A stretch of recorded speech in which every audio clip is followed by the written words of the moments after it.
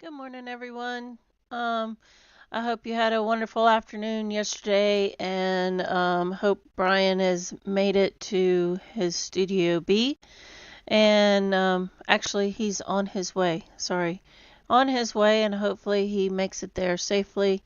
And he'll be back tomorrow morning at 8 a.m.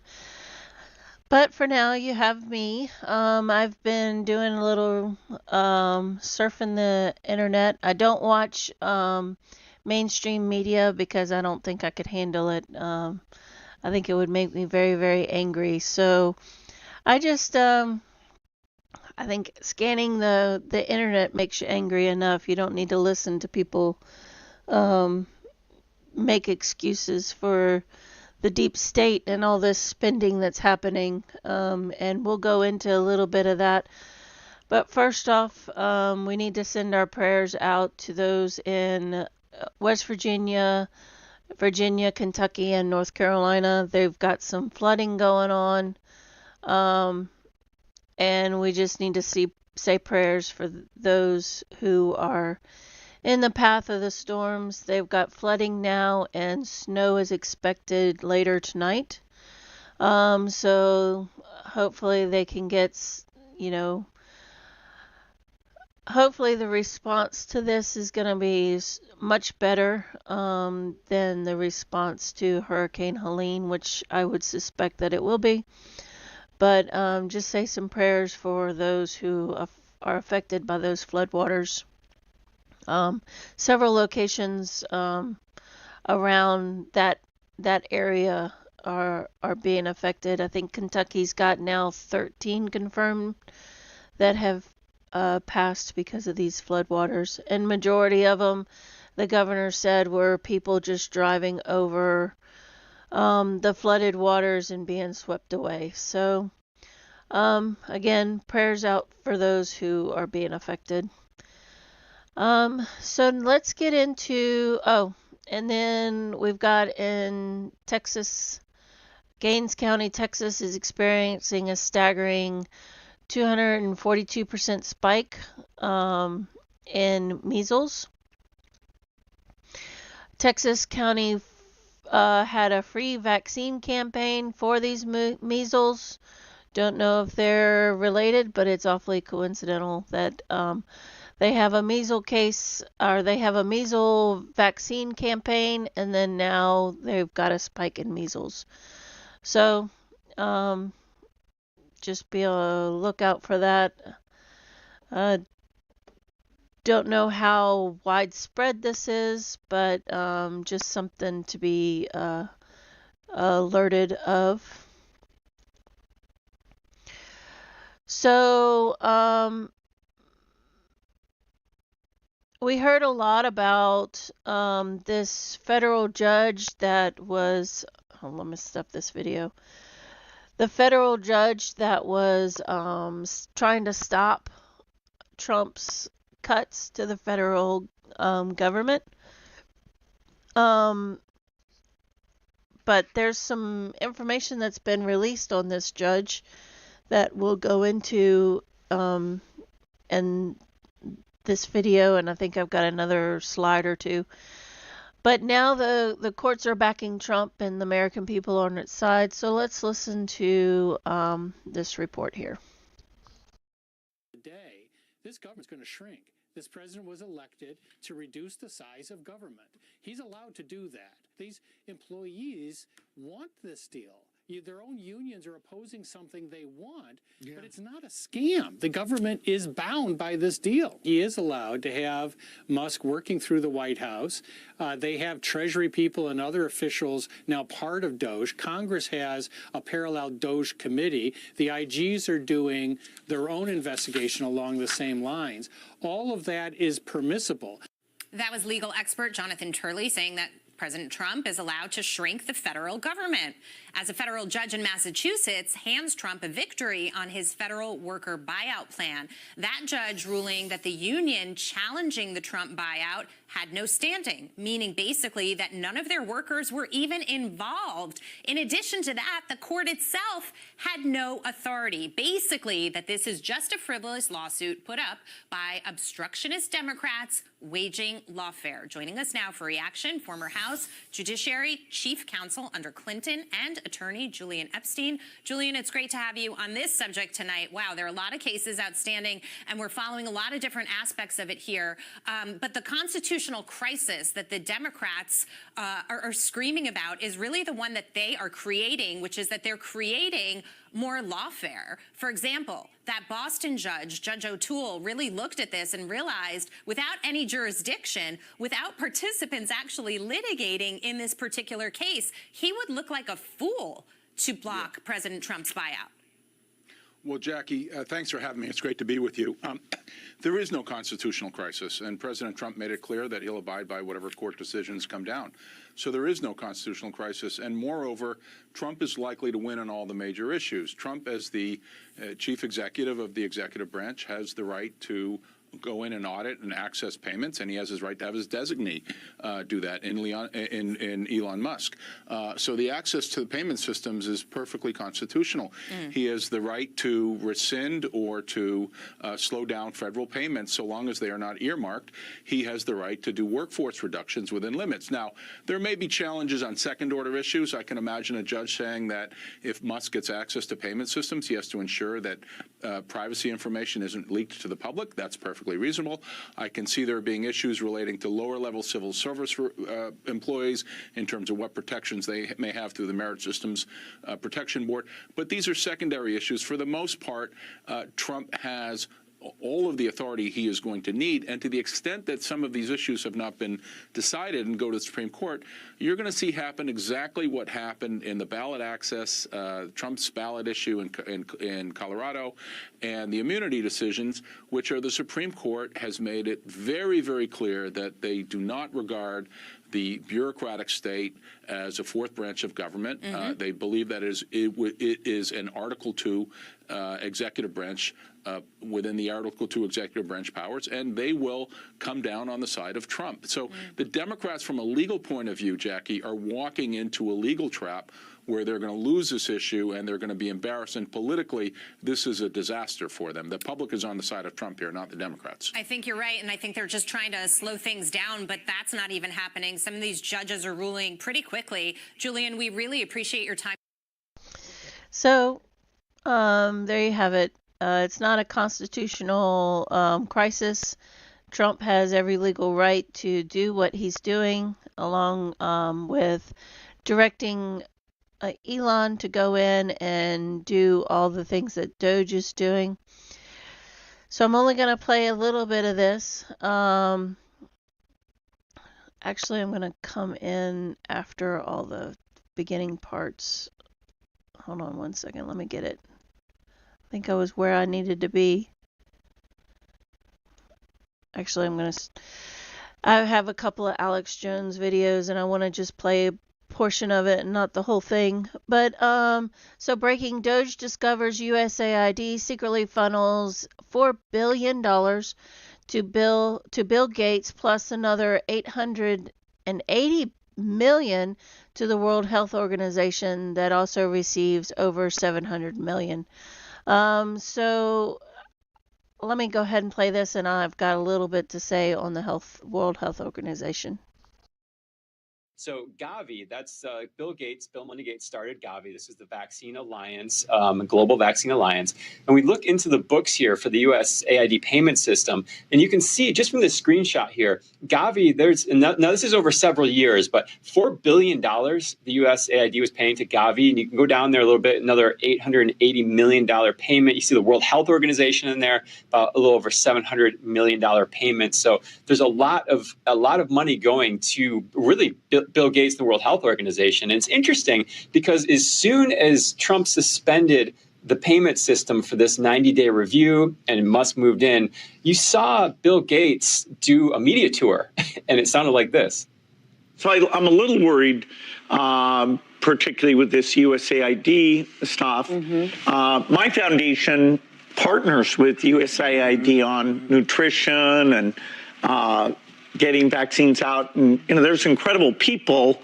They're not actually worms that work there. Yeah. So, hopefully we'll get some of that work back in shape. In fact, if we don't, you could have literally millions of deaths. So, Bill Gates, and I think I've got another slide of this. Bill Gates needs to be investigated. There's been an alert saying that we need to go ahead and get him investigated.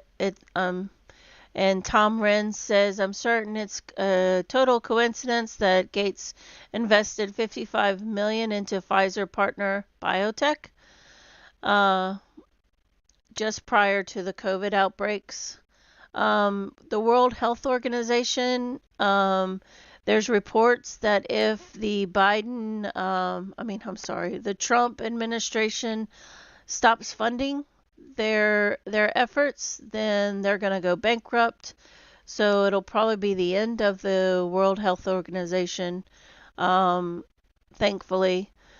But we fund a lot of things, and this is what this segment's all about: is everything that not everything, but a good portion of things that we've been funding and keeping afloat while we suffer and are accruing this debt that not even our grandkids would be able to pay off. So I commend Elon Musk for doing what he's doing. And I hope that he is able to continue. I do know that he's got several Twitter feeds going for each department, has their own Twitter Doge account. So you can follow specific departments through X and finding out what their each department is doing. I haven't seen an overall figure of how much impact Doge has had. You just see billions here, billions here. There's a 4.7 trillion that the Biden administration gave out that nobody knows. I mean, it's funneled into some secret coding, and I think I've got an video on that. I'm not sure, but there's $4.7 trillion that the Biden administration gave out that they're having a hard time tracking down where the money went. So there's that. So I would imagine that if Trump is able to stop a lot of these payments, our deficit is going to go down, even though right now it's up because of Biden sent trillions of dollars out right before he left office. Billions. So our deficit is up right now, but I would suspect by next quarter our deficit should be more manageable, and hopefully cutting into that debt. I would love to see our debt clock climb backwards rather than ticking forward. So here is some tracking that Elon has found, or the Doge team has found, with some, I believe these are Republicans. I've got so much articles that it's hard to tell just by looking at this picture. But I think this is the Republican money that is being funneled through. But let's take a listen. DC Swamp Uniparty unmasked as these 7 NGOs. Very interesting article from Zero Hedge here. Ex-user Data Republican claims to have identified 7 NGOs partially funded by American taxpayers that appear to be key players within the so-called deep state uniparty. According to their analysis, these organizations have shaped public discourse over the past decade through radical propaganda, portraying Donald Trump as a threat to democracy, but in actuality, It's not democracy itself, but rather the challenge that Trump and the MAGA movement pose to their political regime. Here is more colour on Data Republicans' report titled The Uniparty Unmasked. They believe they are, quote, democracy. The 7 NGOs in the chart below, we'll show you that in a moment, in my view, represent the Uniparty. Each of these organisations receives substantial financial support from USAID or the Department of State. Around 2019, the phrase democracy in danger began to dominate public discourse, amplified by the media. This was odd. After all, the US is a democracy, or actually, more precisely, a constitutional republic. But as I traced the influence of these NGOs, a pattern emerged. They are controlled by establishment politicians, they play a major role in shaping political narratives worldwide, and their core mission is always framed as protecting democracy. Originally, these NGOs were created to support US democratic efforts abroad, many of them emerging during the Cold War to combat the spread of communism. But with the fall of the Soviet Union, their original purpose faded. Instead of dissolving, they redefined their mission. Now they have positioned themselves as the guardians of democracy itself. This shift explains why Trump's re-election was framed as a threat to democracy. To these NGOs, democracy means themselves. Their survival depends on maintaining that role, and any challenge to their authority is perceived as a direct attack on democracy itself. And you can see those NGOs there and their EINs. Very, very interesting web. Note what they all have in common? They are all dedicated to advocating democracy. And they've redefined democracy to mean themselves, Data Republican said. If the Uniparty has redefined democracy to represent itself, then it's no surprise that it has spent the past decade waging an informational war against Trump. Across corporate media, the Uniparty unleashed the cannons of propaganda and relentlessly labelled him and his MAGA supporters as a threat to democracy. Data Republican breaks down each of the 7 NGOs, and they all have this one thing in common. You have the International Republican Institute, promotes democracy by training political parties and leaders, primarily. So remember that International Republicans Institute? We talked about that last week, I believe. This has Lindsey Graham as one of the co-leaders in that, or maybe he is the chair. I believe he is the chair, but Lindsey Graham is part of this, so just keep that one in mind. Supporting US foreign policy interests through a Republican-aligned lens. The National Democratic Institute, or NDI, advances democracy by fostering political participation and governance reforms worldwide, aligned with Democratic Party priorities. Consortium for Elections and Political Process Strengthening, a coalition of democracy-focused NGOs that supports electoral processes, civil society, and governance reforms globally. The National Endowment for Democracy acts as the primary funding hub for democracy promotion efforts worldwide, distributing US government grants to NGOs supporting political and civil society development.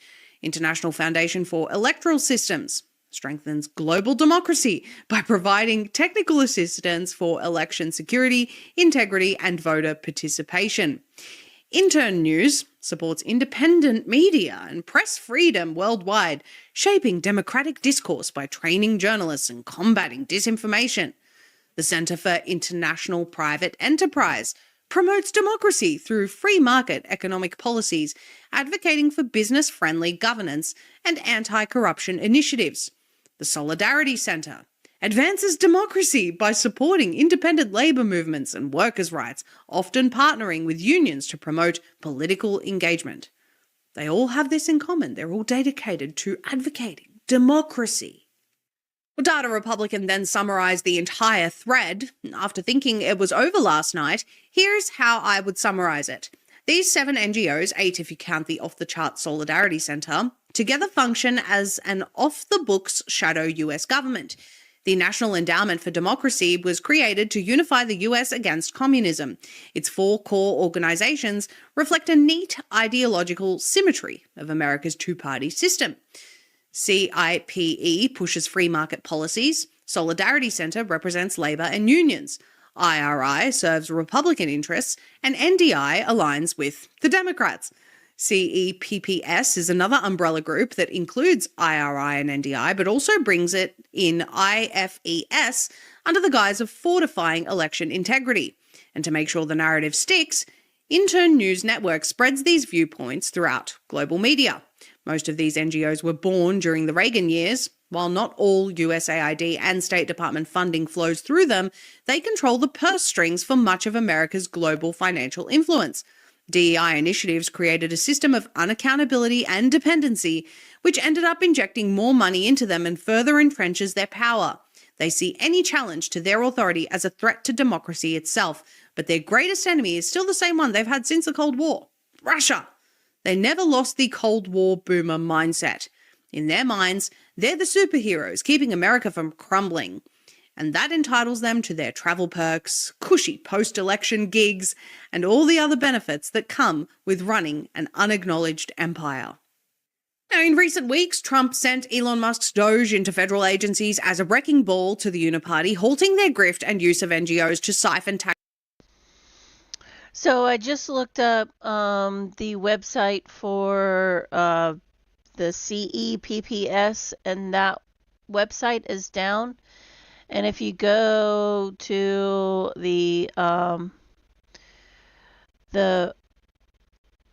IFES, International Foundation for Election Systems, it has all 8 of those NGOs listed on their website. So they all work together to take your money. So let's go to the next one. And this is Kevin O'Leary. He's just saying, Elon, keep going. So let's take a listen to his quick rant and see how the liberals on the panel react. I think the issue is they're not whacking enough. There's this concept in private equity when you get a bankrupt company and you go in there, you cut 20% more than your initial read. And then you find, like a pool of mercury, the organization gels back together again. Always cut deeper, harder when there's fat and waste. The FAA, it's not the people. The code is cobalt. It's from the 60s. It needs CapEx put into it for the technology to be upgraded to make it safer. Fat like a chicken. All of these agencies are like big fat chickens dripping over barbecues of fat. This is the best barbecue I've ever seen, but I don't think it's happening fast enough. They're not cutting enough. Keep slashing, keep hacking while you have a 24-month mandate before the midterms. Cut, more cutting. Believe me, it's going to work out just great. Everybody should be happy about this. Even people with the nuclear codes, cut them too? Cut everything. Because if you don't see what they're doing and they can't show you that they're adding value, you whack. But it's clear. So, let's see. Let me see if I can pull this in real quick. I think the issue is they're not whack. I found something. Yeah, there we go. So this is the Democrat version, the NDI, the National Democrat Institute, I believe is what this one is. So here are some. Stacey Abrams is on this board. I'm not sure who a lot of these people are. The names are familiar. Atwood, that's a familiar name. Donna Brazile, she's a commentator on, what is it, MSNBC or CNN? One of those. His face is familiar. This is the Democrat. She looks familiar as well. Eric Kessler sounds familiar.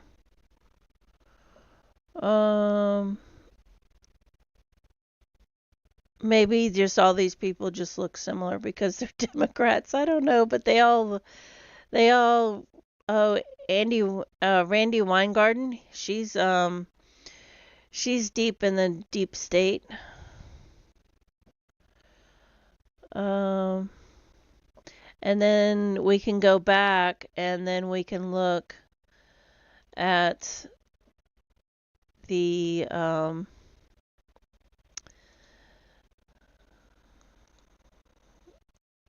the IR, the International Republican Institute. So let's go to their website. You always got to scroll down to get to who they are. About IRI. Let's see if we can get a picture of their board members.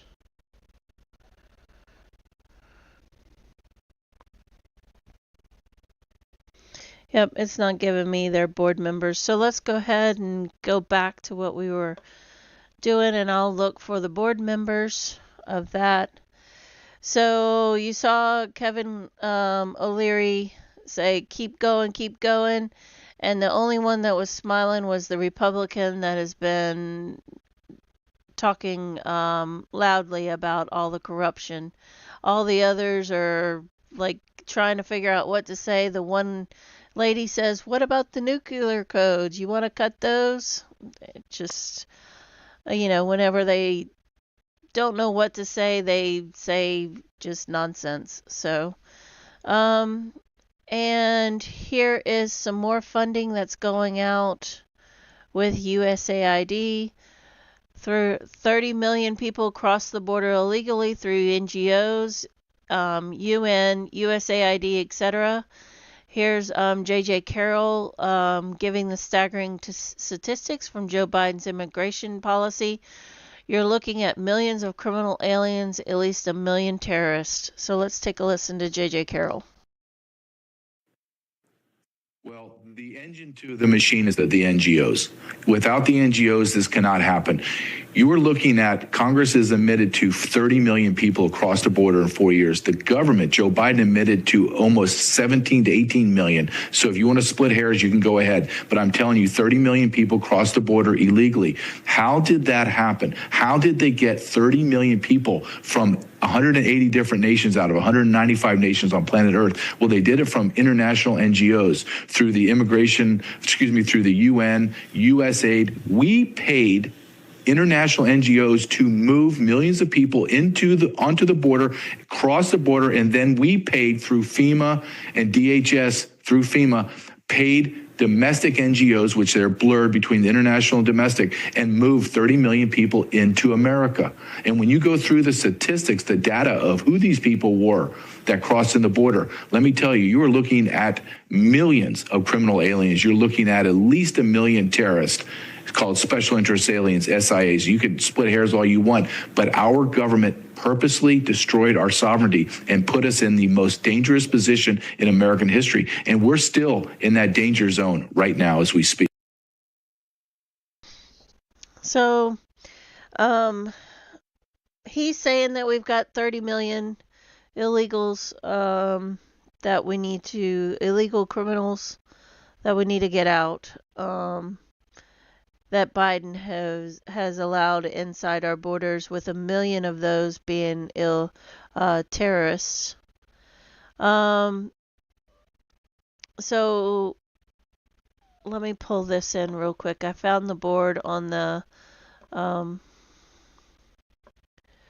IRI, which is the Institute of Republican, the International Republican Institute. So the chair is U.S. Senator Dan Sullivan. U.S. Senator Tom Cotton is also on this board. Again, they're taking money from USAID. Senator Joni Ernst. Congressman Jake Ellzey. I think that's how you pronounce his name. Ambassador Paula Bryansky? I don't know. I'm not very good at pronouncing these names. Let's see if I can get over here. Board member, Senator Lindsey Graham, Kay Granger, Representative.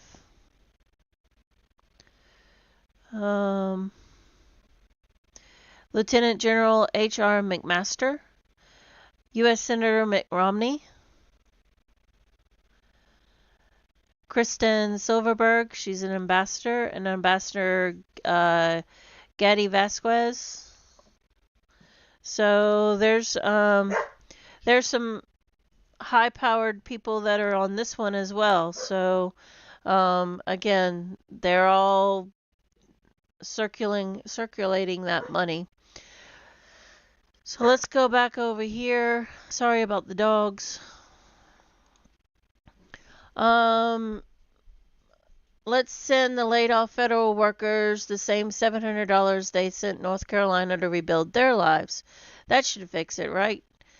Anger and chaos and confusion take hold as federal workers face layoffs. So there's a bunch of layoffs happening in Washington, D.C. Elon Musk and Doge have discovered that there are 394 million Social Security recipients in the United States, despite the country only having 334 million citizens, a discrepancy of more than 60 million. Now that's 334 million citizens.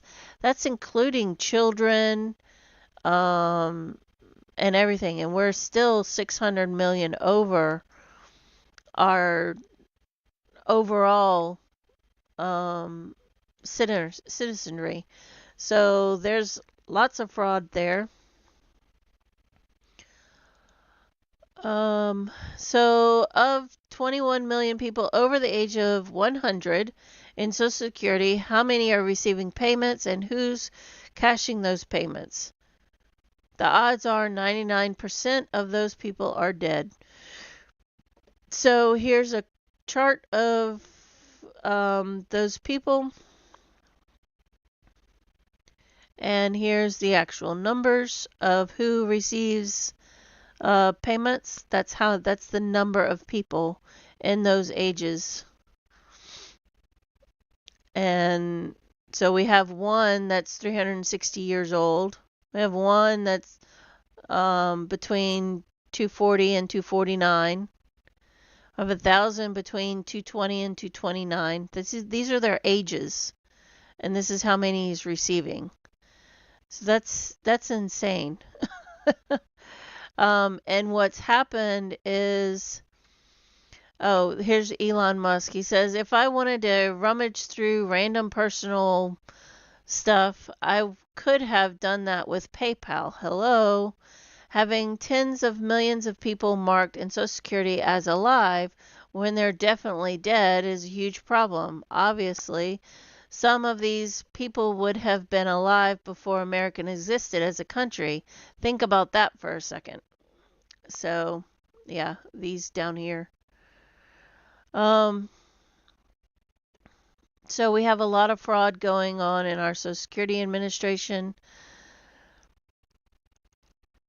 Stephen Miller just confirmed that foreign fraud rings have been using fake Social Security numbers and identities to steal billions of taxpayer benefits through the IRS. So let's listen to Stephen Miller real quick. He's always got good stuff to say. What are the plans to do so if those records are obtained?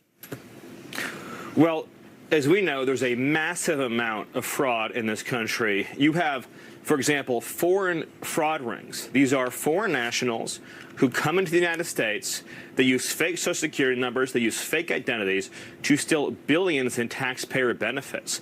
There's no way to know until Doge gains full access exactly how much money we're talking about. But over a 10-year normal budget window, you could be talking about saving over $1 trillion by clamping down on massive fraud in our tax and entitlement systems, including, again, those carried out by organized fraud and theft rings. A very important point in all of this is to understand that Doge are subordinate staffers of the federal government. They are political appointees, just like me, just like everyone else in the White House, that serve and answer to the president. So we're not talking about an outside private entity. We're talking about the existing federal staff of the federal government performing their statutory and constitutional duty.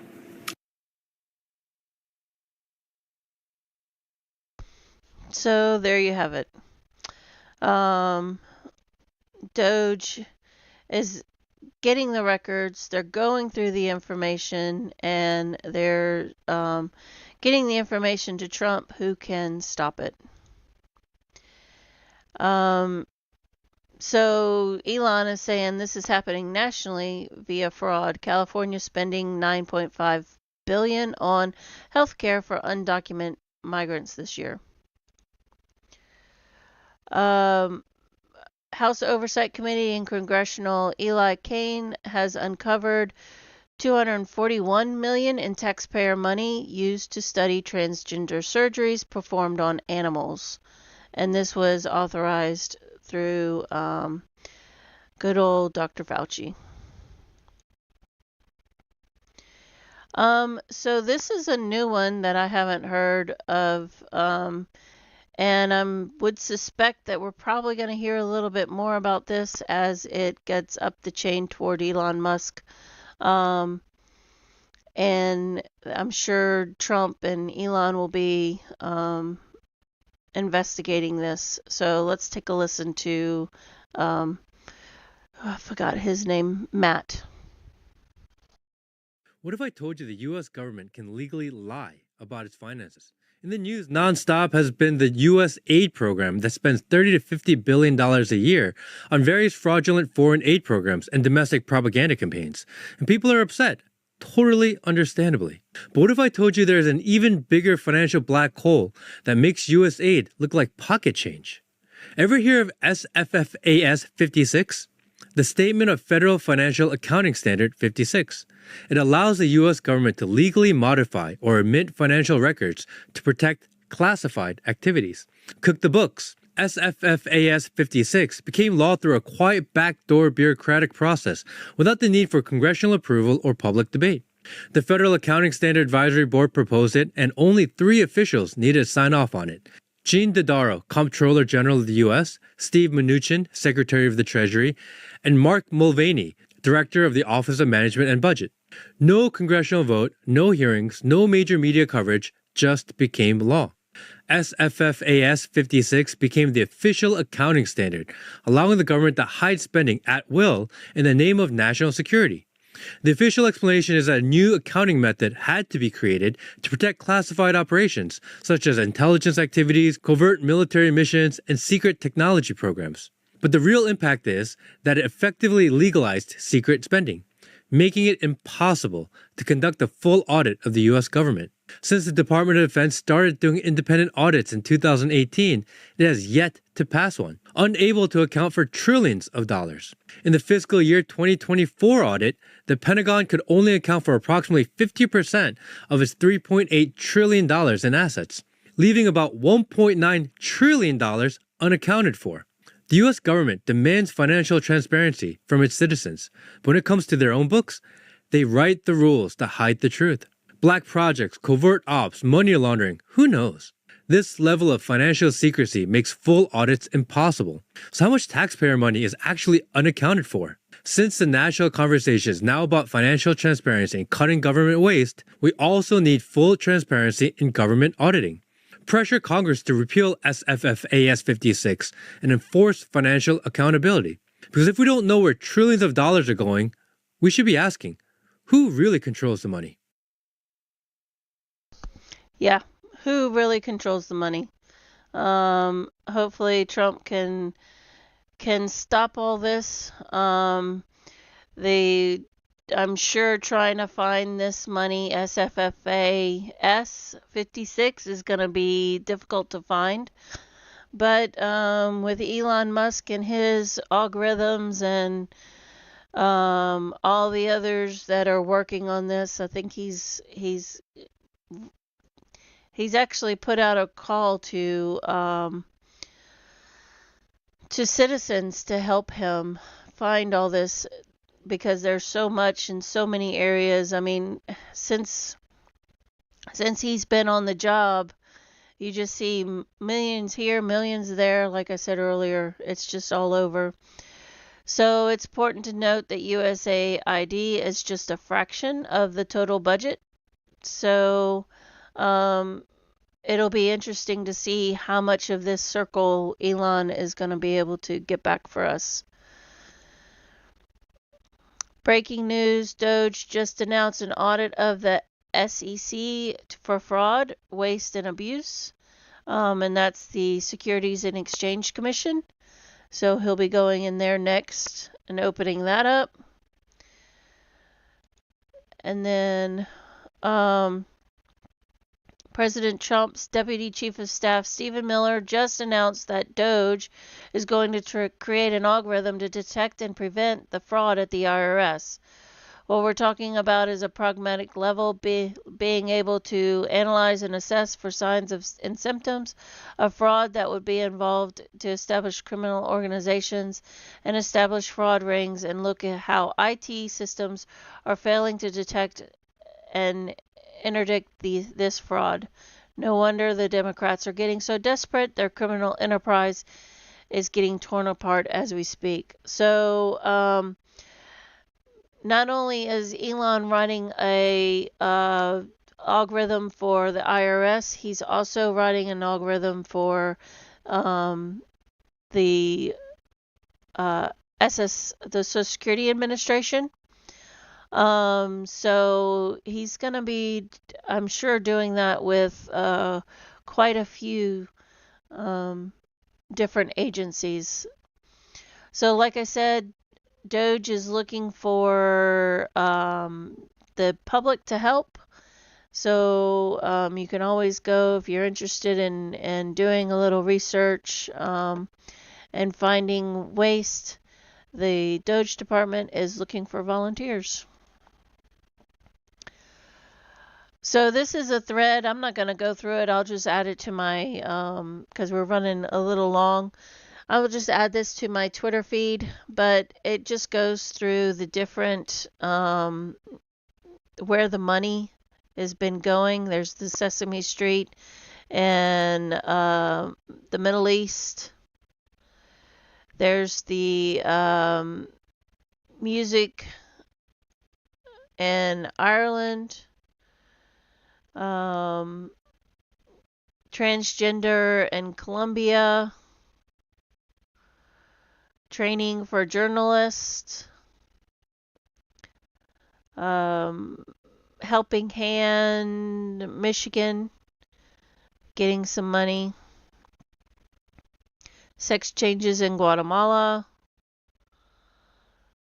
opium growing in the Taliban. So it just continues on and on. And this is just a thread of some of the stuff that's been found. So Trump has just dropped a megaton bomb on Social Security fraudster. He announced that Doge will unleash a groundbreaking algorithm. I've already said this to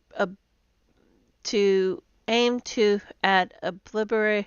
I can't even say that right now. Social Security fraud by illegal immigrants using bogus enrollments. This is a revolutionary move, is poised to purge the system and making sure that the benefits are secured exclusively for those who genuinely deserve it.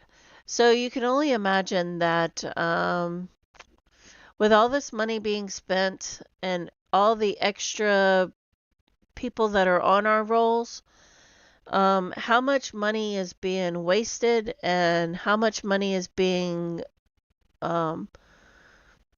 diverted away from those that really need it, like our parents and grandparents. So, and this is a song. So I'll go ahead and play the song, and then when it's done, I'll go to break.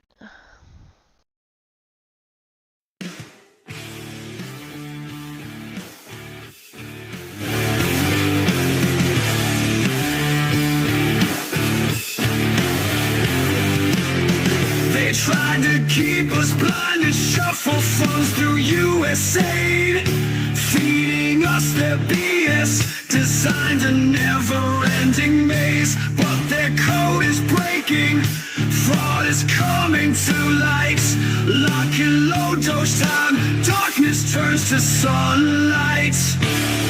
We're over the target now. We've uncovered the secrets, wow. We're over the target, yeah. We're over the target.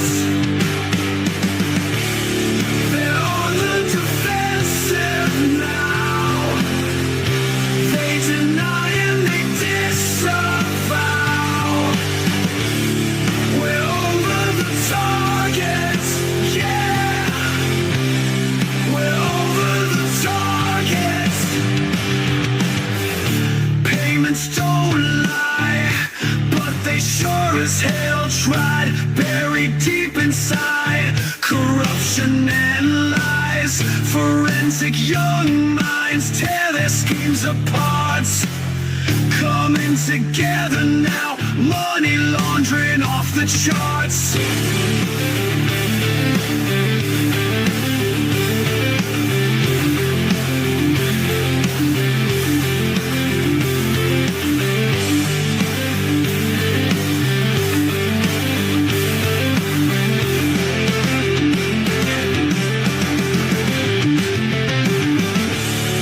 We're over the target now.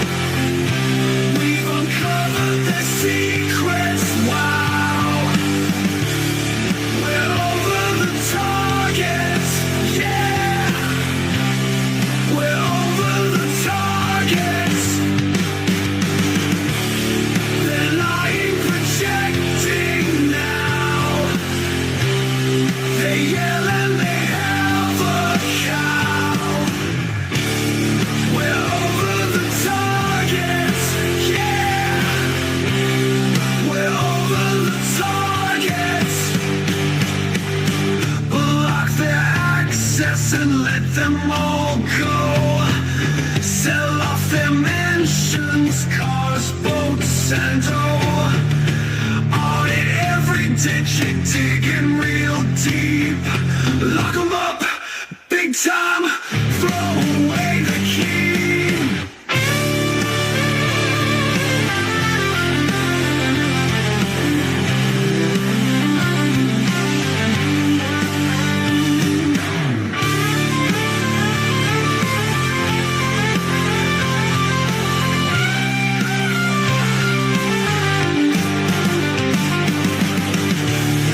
We're over the target now. We've uncovered the secrets, wow. We're over the target, yeah. We're over the target. They're on the defensive now. Deny, lie, and disavow. We're over the target, yeah. We're over the target.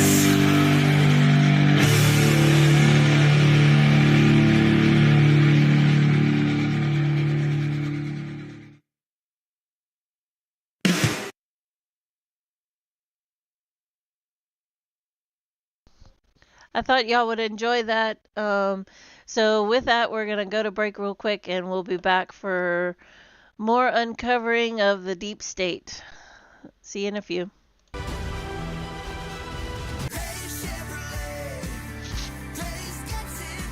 Days Chevrolet Jasper is North Georgia's business elite commercial truck giant. Box trucks, landscape trucks, flatbed and heavy hauling trucks. When you've got a job to do, we've got the commercial truck for you. And get a federal tax credit up to 100% of the purchase price. Hundreds of commercial trucks are all right here at Days Chevrolet Jasper. Together, let's drive.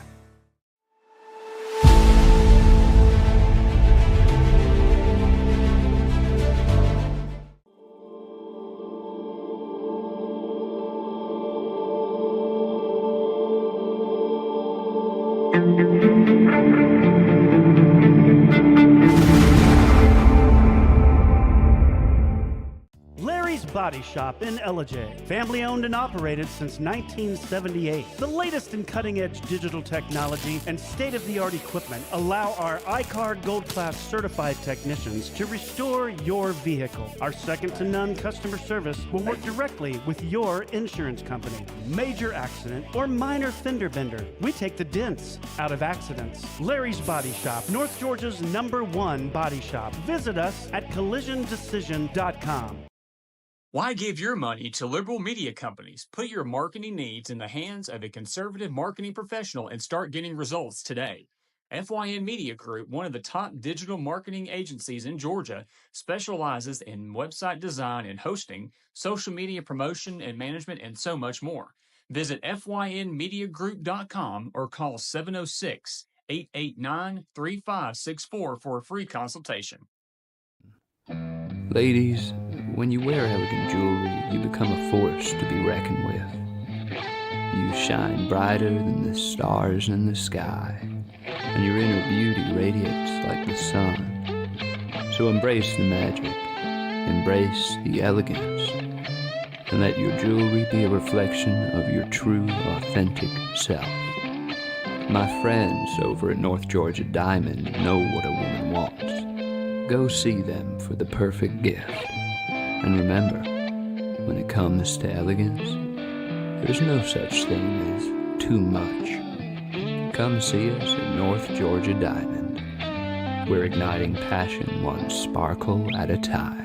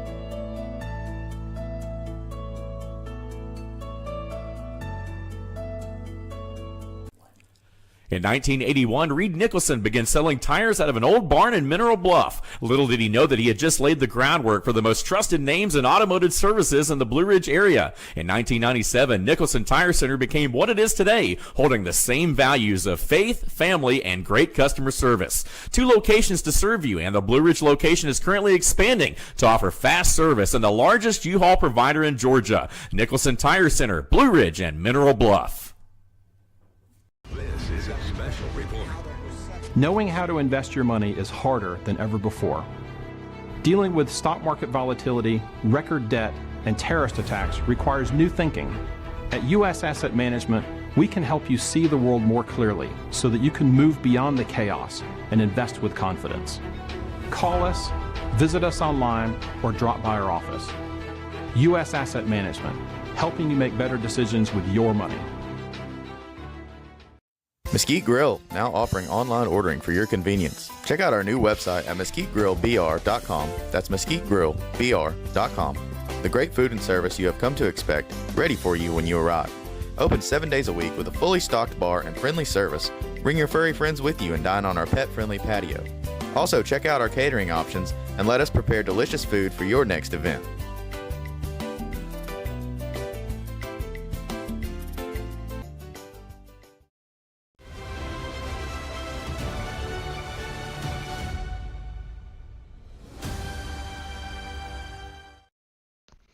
All right, we're back. So now we're going to go into a few things. One on Trump's tariff kind of explaining that a little bit, and then what's happening with all these gold bars. But before we get into that, I just wanted to let you know that Brian will be back tomorrow morning, 8 a.m. He's traveling down to Studio B, and we'll be on the show tomorrow morning bright and early, 8 a.m. So you only have one more day of hearing me all day. So here we go. Let's pull this in. So this is from Trump. On trade, I've decided for purposes of fairness that I will charge a reciprocal tariff, meaning whatever countries charge the United States, we will charge them, no more, no less. For purposes of this United States policy, we will consider countries that use VAT system, which is far more punitive than a tariff, to be similar to that of a tariff. Sending merchandise, product, or anything other by any other name through another country for purposes of unfairly harming America will not be accepted. In addition, we will make a provision for subsidies provided by countries in order to make it and take an economic advantage of the United States. Likewise, provisions will be made for non-monetary tariffs and trade barriers that some countries charge in order to keep our products out of their domain, or if they do not even let us U.S. businesses operate. We are able to accurately determine the cost of these monetary trade barriers. It is fair to all. No other country can complain. And in some cases, if a country feels that the United States would be getting too high a tariff, all they have to do is reduce or terminate their tariff against us. There are no tariffs if you manufacture or build your product in the United States. For many years, the U.S. has been treated unfairly by other countries, both friend and foe.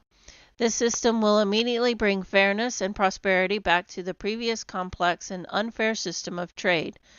America has helped many countries throughout the years at great financial cost. It is now time that these countries remember this and treat us fairly, a level playing field for all American workers. I have instructed my Secretary of State, Secretary of Commerce, Secretary of Treasury, and the United States Trade Representative to do all the work necessary to deliver reciprocity for our system of trade. So Trump is resetting the trade and global markets with his tariff, I do believe. If we don't understand that, we do have Howard Lugnet, which is his Commerce Secretary, I do believe. I have to look at that, but I think he's Commerce. So let's take a listen to him. We can't sell a Ford or GM in Europe. You go to Europe, you can't sell a Ford or GM. Why? There's 100% tariffs. How about in Japan? 100% tariffs. So do you think if we said, we're going to tariff you the way you tariff us, do you think they're going to allow Mercedes and all these Japanese companies and Porsches and BMWs to all of a sudden have 100% tariffs in America? Of course not. They're going to come and negotiate, and their tariffs are going to come down. And finally, Ford and General Motors are going to be able to sell in these places. How's that sound? Tariffs are an amazing tool by the president to use. He understands, don't tariff stuff we don't make, right? If we don't make it, and you want to buy it, I don't want to put the price up. It's pointless, but use tariffs to build in America. If we want to make it in America, tariff it, or if we're competing with it, tariff it. In 1948, we came up with something called the Marshall Plan, right? The world, Germany and Japan were destroyed after World War II, and we wanted to export our economy to them. So we made a rule. They could tariff us, and we won't tariff them. So they can rebuild. This is the best explanation I've heard of. So they can rebuild their economy. When should that have ended? What do you think, 1980? Why 40 years are Japan and Germany and all of Europe still tariffing the heck out of our auto industry, tariffing the heck out of our furniture industry? Do you realize all your furniture you're buying that's made foreign? It seems crazy. Why? It's because they tariff us and we don't tariff them. It's so obvious.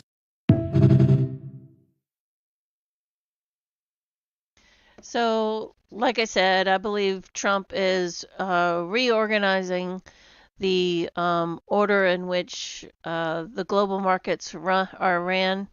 And Howard Lutnick is Trump's pick for Commerce Secretary. He has not been confirmed as of yet. We're still waiting on him and our trade guy, which is Jameson Greer. So we're still waiting on those two to get appointed or confirmed. So we've heard a lot about the gold at Fort Knox. Is it there? Is it not? What's happened to them? So she gives a good rundown of the information that I'm going to share. Buckle up, because I'm about to take you on a wild ride down a gold bar Fort Knox rabbit hole. Since Doge has been auditing everything, Senator Rand Paul over the weekend sounded the alarm that the United States has more gold bars than any other country, and it's all being stored at Fort Knox. But yet, it hasn't been audited since 1974. So he calls on Elon and says, hey, you might want to take a look at this. Elon Musk replies on Twitter and basically says, what? They haven't done an audit since 1974? Yeah, we absolutely should do that. In fact, he suggests doing a live video walkthrough of Fort Knox to ensure that all the gold is there. Now, weirdly, since he made that suggestion, there are reports that U.S. banks are flying gold from London to New York. And when I'm talking about gold, I'm talking mass amounts of gold, 8,000 bars worth millions and millions of dollars. Also, since this conversation started taking place, it is now raining all over Kentucky, and Fort Knox and the surrounding areas are under flood warning. So no audits are going to be taking place, at least in the next couple of days. What's even crazier is that conspiracies around the U.S. gold at Fort Knox have been going around for decades. And in 1974, the same year that they stopped auditing Fort Knox, there was an article released that an anonymous source said that the Rockefellers were pressuring the Federal Reserve to sell Fort Knox's gold bars at a super cheap price to anonymous Europeans. After this was printed in the newspaper, the anonymous source was revealed to be Louise Boyer, Norman Rockefeller's secretary, and she mysteriously falls to her unaliving because she fell off of her 10-story balcony. How about that? Not only that, but the James Bond movie Goldfinger was Bond discovers Goldfinger's plan to rob Fort Knox of the gold. And who wrote the book Goldfinger that later became the James Bond movie? A guy named Ian Fleming, who worked for British naval intelligence during World War II. And back in the day, people believed that he was using real life experiences to write fiction that now became super successful. You could go a million different ways with all of this information. Was our gold previously sold to Europeans and now they're flying it back? Did it just happen to rain when an audit's supposed to be taking place? Did a counterintelligence individual try to sound the alarm back in the 50s, 60s, and 70s? I don't know, but I wanted to share all this information and I want to hear what you think about all of this down below. So, breaking news, U.S. banks have been transporting gold from London to New York, with thousands of gold bars being moved out of Bank of England to vaults in recent months. So they're moving gold to the United States. Why is Britain sending billions worth of gold to America? Don't know. Are they restocking Fort Knox? The gold at Fort Knox was stolen by Rockefeller family and the Federal Reserve. The woman who wrote the article exposing it was thrown out of a window 3 days later to her death. And Louise Boyer. That was the article that was on the clip that we just showed. And all this talk about auditing, Fort Knox is all of a sudden in the area that is flooded. So there. And then here's an older video, so let's take a listen.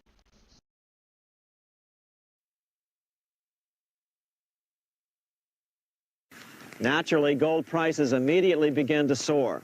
9 years later, gold sold for $880 per ounce, 25 times what the gold in Fort Knox was sold for. One would think that eventually someone in the government would get wind of what was happening and blow the whistle. The largest fortune in the history of the world stolen. Shades of the old James Bond film, Goldfinger. Well, as a matter of fact, Ian Fleming, the author of the James Bond series, was head of the British counterintelligence service, MI5. Some believe in the intelligence community that he wrote much of his fiction as a warning, as many authors of fiction do. If the removal of all the good delivery gold from Fort Knox can be viewed as a deliberate raid on the U.S. Treasury, then such an operation might well have been years in the making, namely 40 years. Certainly enough time for Fleming to get wind of it and try to prevent it. So just how did the story of the Fort Knox gold robbery get out? It all started with an article in a New York periodical in 1974. The article charged that the Rockefeller family was manipulating the Federal Reserve to sell off Fort Knox gold at bargain basement prices to anonymous European speculators. 3 days later, the anonymous source of the story, Louise Auchincloss Boyer, mysteriously fell to her death from the window of her 10th floor apartment in New York. How would Mrs. Boyer have known of the Rockefeller connection to the Fort Knox gold heist? She was the longtime secretary of Nelson Rockefeller. For the next 14 years, this man, Ed Durrell, a wealthy Ohio industrialist, devoted himself to a quest for the truth concerning the Fort Knox gold. He wrote thousands of letters to over 1,000 government and banking officials, trying to find out how much gold was really left and where the rest of it had gone. Edith Roosevelt, the granddaughter of President Teddy Roosevelt, questioned the actions of the government in a March 1975 edition of the New Hampshire Sunday News. Allegations of missing gold from our Fort Knox vaults are being widely discussed in European financial circles. But what is puzzling is that the administration is not hastening to demonstrate conclusively that there is no cause for concern over our gold treasure, if indeed it is in a position to do so. Unfortunately, Ed Durrell never did accomplish his primary goal, a full audit of the gold reserves in Fort Knox. It's incredible that the world's greatest treasure has had little accounting or auditing. This gold belonged to the American people, not the Federal Reserve and their foreign owners. One thing is certain, the government could blow all of this speculation away in a few days with a well-publicized audit under the searing lights of media cameras. It has chosen not to do so. One must conclude that they are afraid of the truth such an audit would reveal. What is the government so afraid of? Here's the answer. When President Ronald Reagan took office in 1981, his conservative friends urged him to study the feasibility of returning to a gold standard as the only way to curb government spending. It sounded like a reasonable alternative, so President Reagan appointed a group of men called the Gold Commission to study the situation and report back to Congress. What Reagan's Gold Commission reported back to Congress in 1982 was the following shocking revelation concerning gold. The U.S. Treasury owned no gold at all. All the gold that was left in Fort Knox was now owned by the Federal Reserve, a group of private bankers, as collateral against the national debt. The truth of the matter is that never before has so much money been stolen from the hands of the general public and put into the hands of a small group of private investors, the money changers. So remember, not that this is kind of off topic, but not really. Remember Mike Benz a couple of weeks ago told us that a fall from a 75-foot height is the perfect scenario for an assassination attempt. Well, Rockefeller's secretary, Luis Boyer, fell from a 10-foot window. So that falls into that 75-foot height. So I don't know, a cover-up possibly. So here's Glenn Beck. We need to restore full faith and credit in our government of the United States. It begins with our balance sheet. The first place we need to audit is Fort Knox because there hasn't been a full audit since the 1950s. And here's a letter that Glenn sent to President Trump. And let's listen to Glenn talk about it.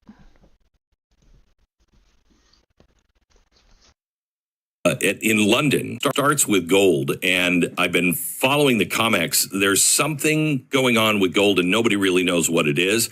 Somebody here in the United States is buying a crap load of gold.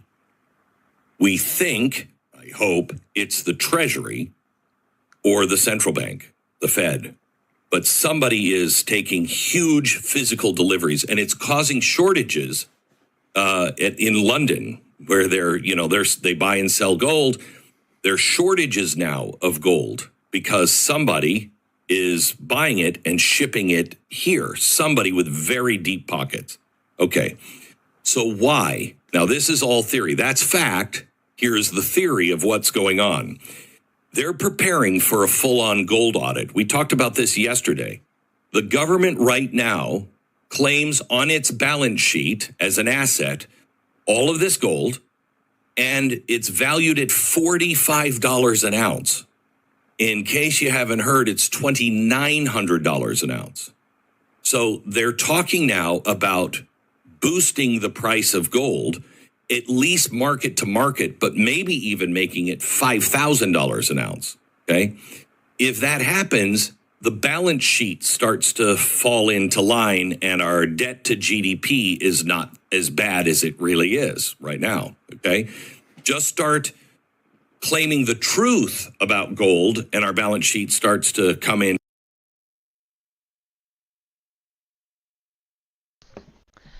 Okay, so there's a run on the gold in London. Don't know who's buying it, where it's going.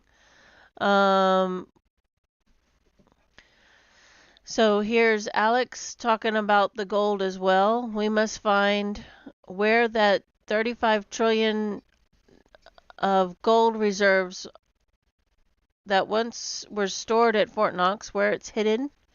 The biggest Doge bombshell yet. Senator Rand Paul has joined Elon Musk in demanding that the next target of Doge be the elusive whereabouts of America's gold stockpile. So let's take a listen real quick.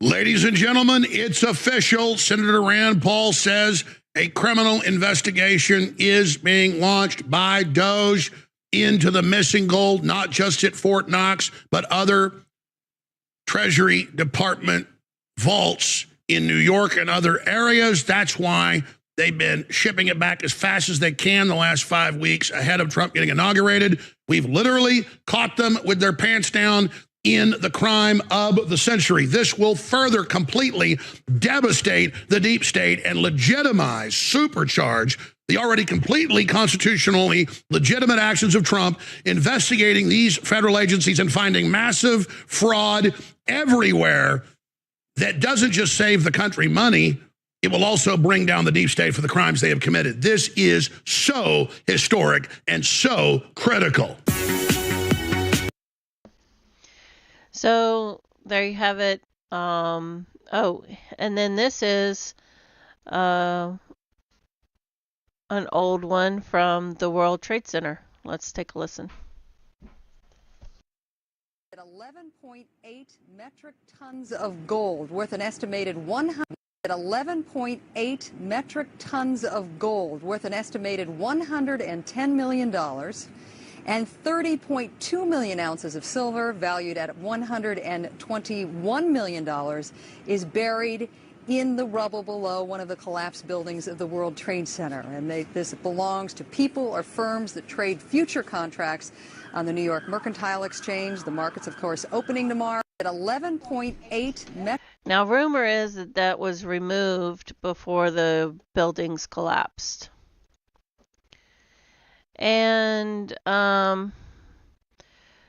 so they're moving the money, or they're moving the gold back to the United States. We don't know who.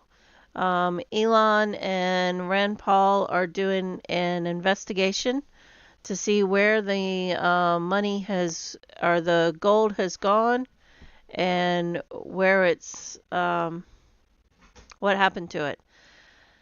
And so while that's going on, Mark Zuckerberg is funding groups tipping off illegals about ICE raids, suing Trump, opposing cabinet picks, and organizing mass protests. I guess he's mad that he didn't get the jump on whatever it was that he wanted to get the jump on. So let's take a listen to Natalie. She's a pretty good reporter. Well, look, a snake can shed its skin and it's still a snake. So let this story be, frankly, a testament to, I think, the ascendant MAGA movement.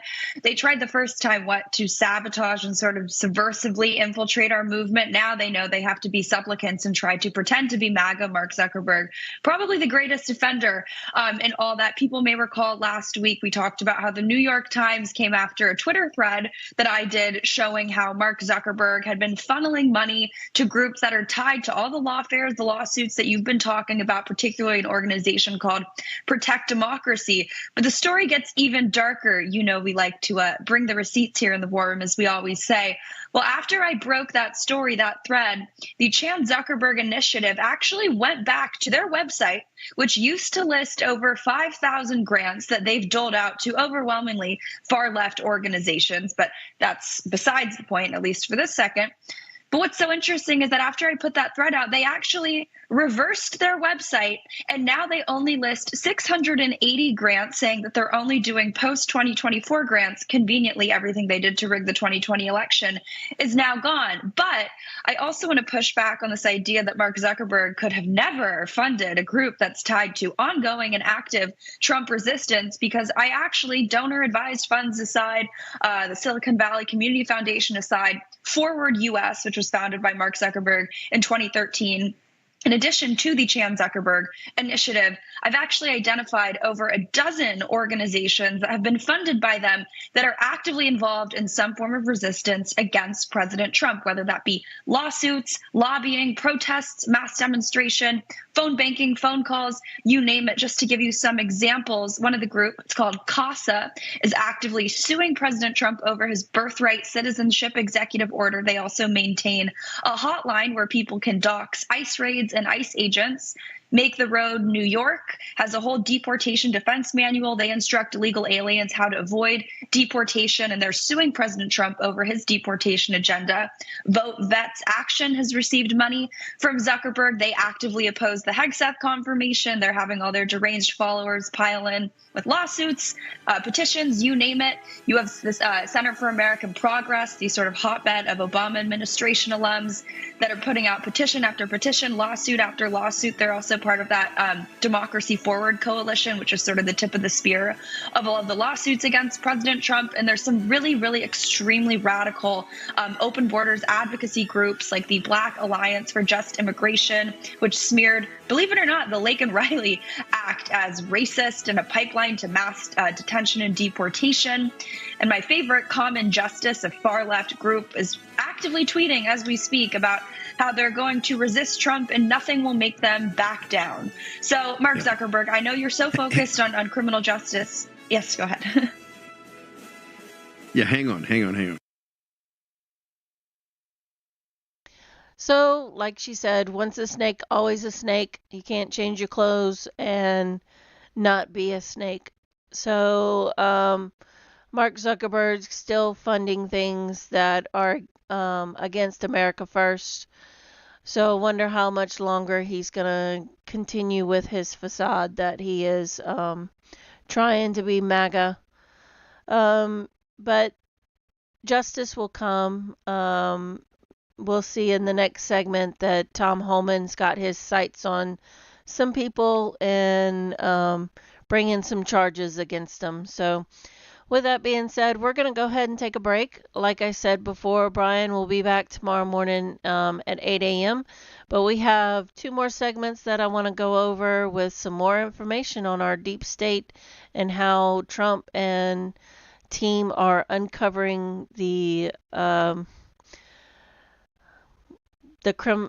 crime syndicate that they have started long ago, and it's becoming unraveled, and we're just at the beginning of it, I do believe. So with that, we're going to take a break, and we'll see you on the other side.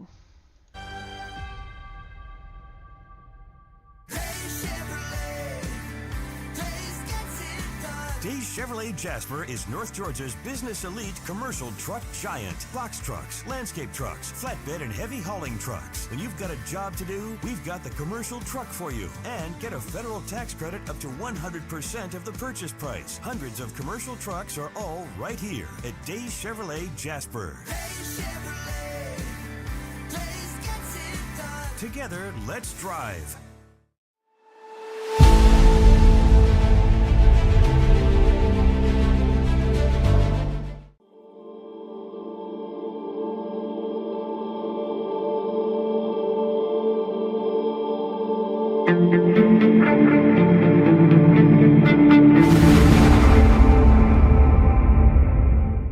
Larry's Body Shop in Ellijay. Family owned and operated since 1978. The latest in cutting-edge digital technology and state-of-the-art equipment allow our iCard Gold Class certified technicians to restore your vehicle. Our second-to-none customer service will work directly with your insurance company. Major accident or minor fender bender. We take the dents out of accidents. Larry's Body Shop, North Georgia's #1 body shop. Visit us at collisiondecision.com. Why give your money to liberal media companies? Put your marketing needs in the hands of a conservative marketing professional and start getting results today. FYN Media Group, one of the top digital marketing agencies in Georgia, specializes in website design and hosting, social media promotion and management, and so much more. Visit FYNmediagroup.com or call 706-889-3564 for a free consultation. Ladies, when you wear elegant jewelry, you become a force to be reckoned with. You shine brighter than the stars in the sky, and your inner beauty radiates like the sun. So embrace the magic, embrace the elegance, and let your jewelry be a reflection of your true, authentic self. My friends over at North Georgia Diamond know what a woman wants. Go see them for the perfect gift. And remember, when it comes to elegance, there's no such thing as too much. Come see us at North Georgia Diamond. We're igniting passion one sparkle at a time.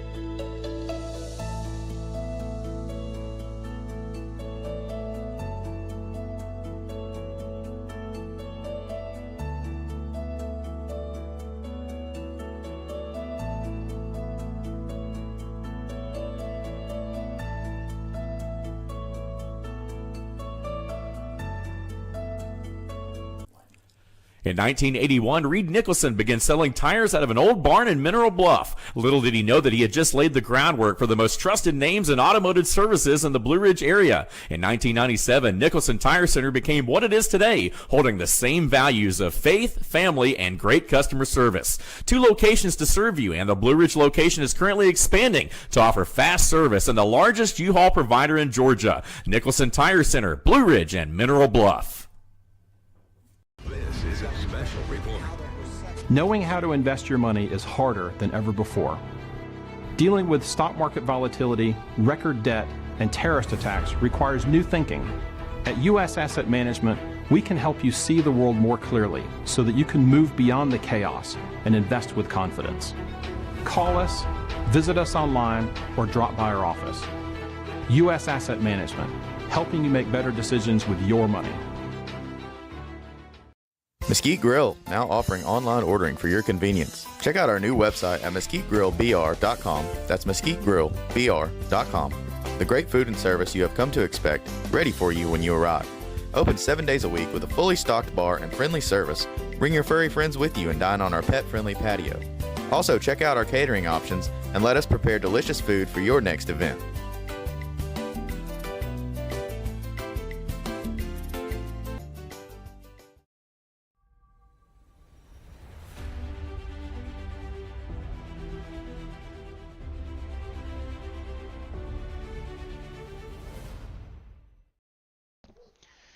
Okay, so we're back. So yesterday was President's Day. I don't know about in your neck of the woods, but in my little town there was a protest, just like the one that was in D.C. yesterday. Our local Democrats went to the county square and protested. Me and my friends, we went up and did a little counter protest. It wasn't too big, of course, because most Republicans are working, so we didn't have a whole lot of on our side, because people who support Trump are usually those working class Americans, and I went up there after I finished the show and got everything closed up for the day. But so Democrats, of course, are protesting the Trump stopping the spending, which doesn't make a whole lot of sense. They want to fire Elon. They want to, they were screaming, America doesn't have a king. And I was like, yeah, no, that's common knowledge. We don't have a king. They were yelling that Trump is a dictator. We're like, no, Biden was the dictator. Lots of crazy outfits that they were wearing. That trans flag just reminded me of that. Or whatever flag that was. They were also yelling, fire Elon. That Elon's taking all this money from us. Actually, it's quite the opposite. He is restoring a bunch of money. So it was quite funny. We got some good laughs. It made them very angry that we were laughing. They were playing some songs that were going against what they were screaming. So it was quite funny. So here is a video that we're just going to play that'll open up this segment. Here we go. Here is Rory Stewart explaining his connection to USAID. Stopped. Doesn't matter. You have a contract. So, Turquoise Mountain, which my wife Shoshana runs, has a contract, had another $1 million to go. Money just stops. Oh, hold on. Wait, there's a contract between some organization and USAID, and the contract stopped. And hold on, his wife ran that organization, and they were supposed to get another $1 million from the U.S. government, and that just stopped? What organization does his wife run? It's called the Turquoise Mountain Foundation. You can't make this up. The Turquoise Mountain Foundation exists to teach Afghani peasants about degenerate modern art. So this is in some ways often called the first piece of conceptual art.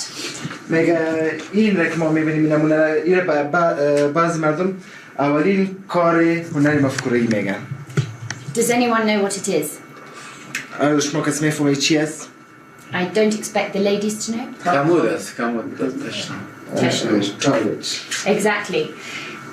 An artist called Marcel Duchamp, who's very important in Western art, put this toilet in an art gallery about 100 years ago. That's where your money's going. Your money is going, or was going until Trump got hold of it, to pay off the wives of British politicians turned Yale professors to teach Afghanis who probably have more important things on their mind about how perverse Western anti-artists decided to pretend that urinals and toilets were, Caravaggio paintings in the early 20th century. So, I don't know what to say to that. That's pretty crazy. That's how the protest was yesterday. Just crazy, crazy stuff being said. Some of it I didn't quite understand, but it's whatever. I'm glad Elon and Doge and Trump are in there stopping all this craziness.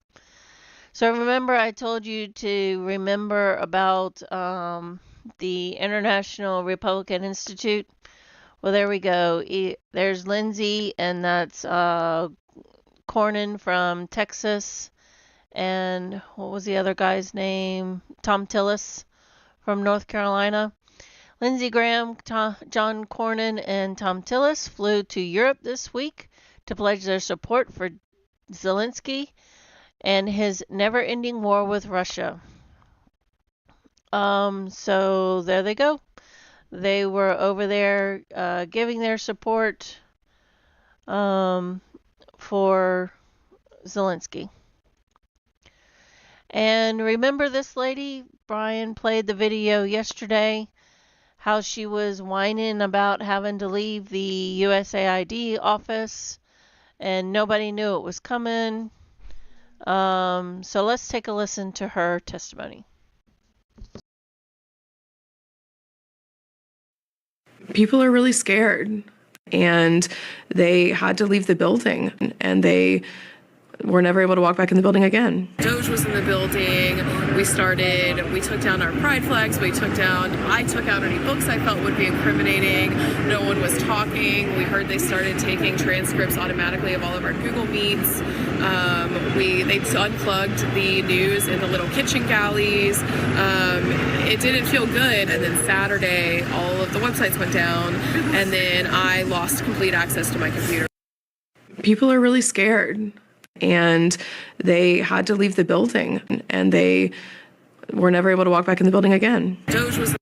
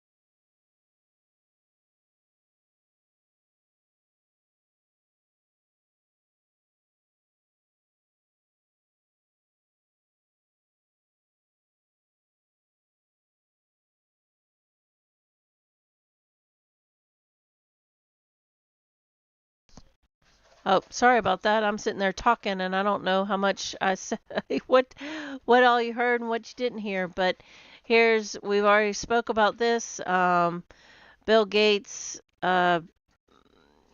needs to be investigated. And here's Newt Gingrich talking about the corruption as well. So let's take a listen. There are two different things going on here with the Democrats.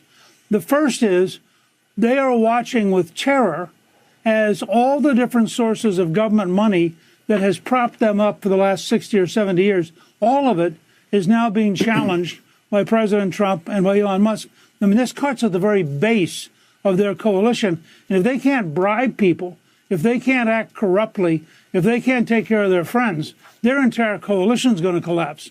Second, you have a very large part of the Democratic Party for whom the beliefs you were describing, transgenderism, for example, are religious beliefs. This is a secular religion. They can't unlock because they believe these things. They believe in an open border. They believe that there really is no such thing as America. They believe that it's really good to have millions of people flood into this country. It's really good to have people who don't have to work, that work requirements are inherently bad. All of these things are a semi-religious or religious belief system, and that's why they can't unlock. It's not rational. They can't sit down and do a common sense analysis. They're instead trapped into being for things that are profoundly unpopular with most Americans. There's an untold story behind this money, too, because Congress has a duty called oversight. And there were senators and congresspeople that were asking USAID, for example, and other departments for an accounting of their money. They would get back nebulous, obscure, obtuse answers, which tells me that the Democrats knew what they were doing. They knew the American people would not want their money spent this way, but they did it anyway. And then they basically lied to the American people and would not disclose the true nature of the spending that was actually going on. Look, I mean, you have to accept that there was a lobbyist bureaucratic empire, that empire took your money, gave it to its friends, even if they were totally incompetent, and then you'll find case after case where your money went out to systems that just don't work. That's crazy. And at that time, they were taking care of themselves. What makes President Trump potentially the most consequential president since Abraham Lincoln is the fact that he's taking a sledgehammer and he is pounding the establishment in a way that no one has since Franklin Roosevelt created it in the 1930s. He's the first person, and I'm a great fan of Ronald Reagan. Reagan defeated the Soviet Empire, but he didn't try to take on the American establishment. Trump has had the guts to go straight at it, and I think the American people are going to be with him, even more so when they learn how really sickeningly bad it is. What do you make? I have to believe that Trump will get more and more followers as the truth starts to come out, even more with all this spending and corruption. I've got just the tip of the iceberg of the corruption. Republican Tim Burchett says he thinks there'll be a paper trail of money that was sent overseas that ended up back in politicians' pockets of lawmakers in Washington, D.C. Soon there'll be lots of retirements. So the establishment is running scared. Things are getting opened up. New York City Democrats know accountability is coming. No less than 15 top aides, advisor officials within the Eric Adams administration have stepped down. 4 deputy mayors submit their letters of resignation, including the first deputy mayor, Maria Torres Springer, who effectively manages the day-to-day operations of the city's government. They're all corrupt. Just imagine what's been going on. I think a lot of this stuff is going to come to light. Here we have Steve Scalise on the floor of Congress saying that he's got information on Adam Schiff. Adam Schiff needs to be audited and by DOJ and by the FBI. And later today, we've got Kash Patel. Looks like he's going to get his confirmation, or at least take the next step towards confirmation. And I've got a little bit about that in the next segment. So let's listen to what Steve Scalise has to say about Adam Schiff, which, by the way, I think he stole his election over there in California. But I'm very concerned about what the chairman has done, and that is, and I'll yield in a moment. But he selectively put in a report the names of members of the press, of members of Congress, who he has had political disagreements with. He didn't put the names of everybody else in there. If he's got 3,500 pages of reports of phone records of people he's been spying on, he won't share all of those people that he's spying on, but he's selectively going to leak out names of members of the press who've written articles maybe that he disagrees with. That's frightening. That would be an abuse of power, but we don't know because the chairman won't share the details of what he's up to, but he did selectively put some of that in a report that wasn't even discussed in the hearings. And so, yes, it raises alarms, it raises concerns, and I would hope we get to the bottom of it. But I'm very concerned about what the chairman has done. So Adam Schiff has been collecting data on his political opponents, probably adding to it some lies, I'm sure, to try to get a heads up or a hand up over on them. But it's soon going to come to a head. New York Times confirms the need for Doge over a 16-month period beginning with in June 2022. The Justice Department said Friday the woman Candace Good McCoy filed more than 1,200 returns in order to fraudulently claim COVID tax credits to nearly $100 million. So the PPP loans, the corruption with that, Doge needs to check into. They need to check into Barack Obama. How is he was an annual salary as a president $400,000. His net worth before office was $1.5 million. His net worth now $135 million. Need to take a look at him. Need to take a look at Bill Clinton. Annual salary as a president was $200,000. His net worth before office $1.5 million, and now it's $241.5 million. Not to mention his wife Hillary. Josh Shapiro, things are coming down for him. The growing suspicion of a 2011 death of Ellen Greenfield, I think was her name.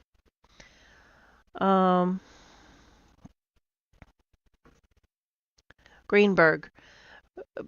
Philadelphia investigators urged DOJ to open corruption probe into 2011 death of Ellen Greenberg. There's speculation that Josh Shapiro had a little bit to do with that. Oh, I gotta bring in the other page. Remember, we showed last week or the week before that Josh Shapiro possibly had a little bit to do with I can't remember now. I just had it. Oh, the assassination attempt at Butler. So there's some questions surrounding him.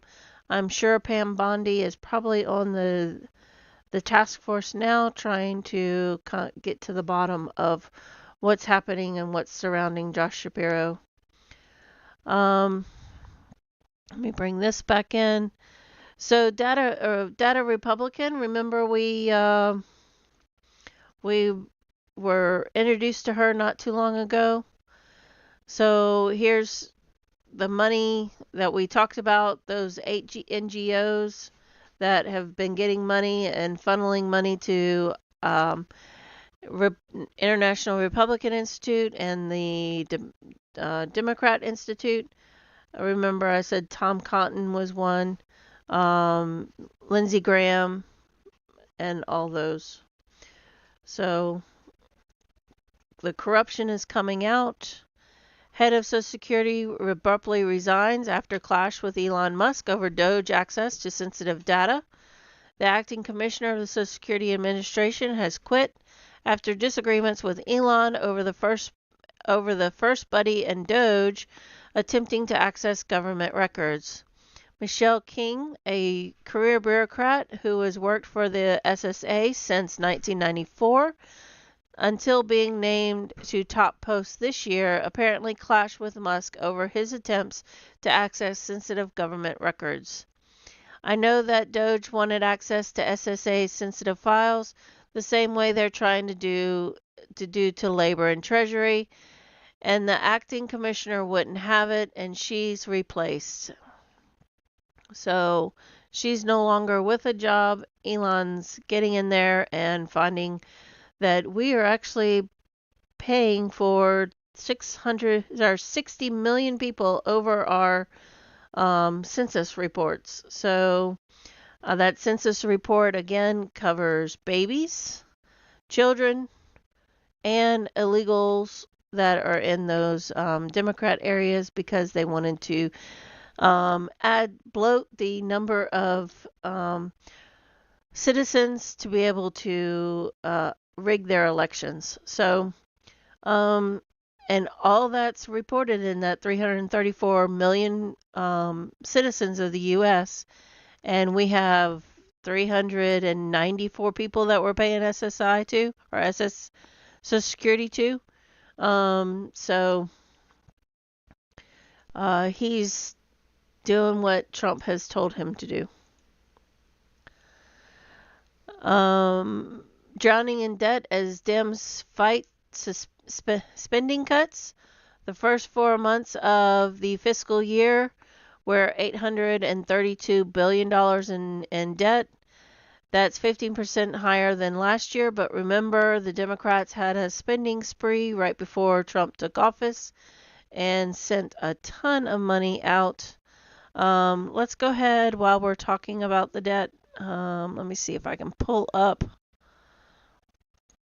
the debt clock and take a look at that real quick. So we're at $36.4 trillion. The Doge clock that's 100,000 million billion. It's $1.9 billion that he's gotten back. Or I'm sorry, $109 billion. So we just need to add a couple more zeros to that, and we'll be doing good. Holy smokes, borders are. Tom Holman just scorched AOC to a crisp.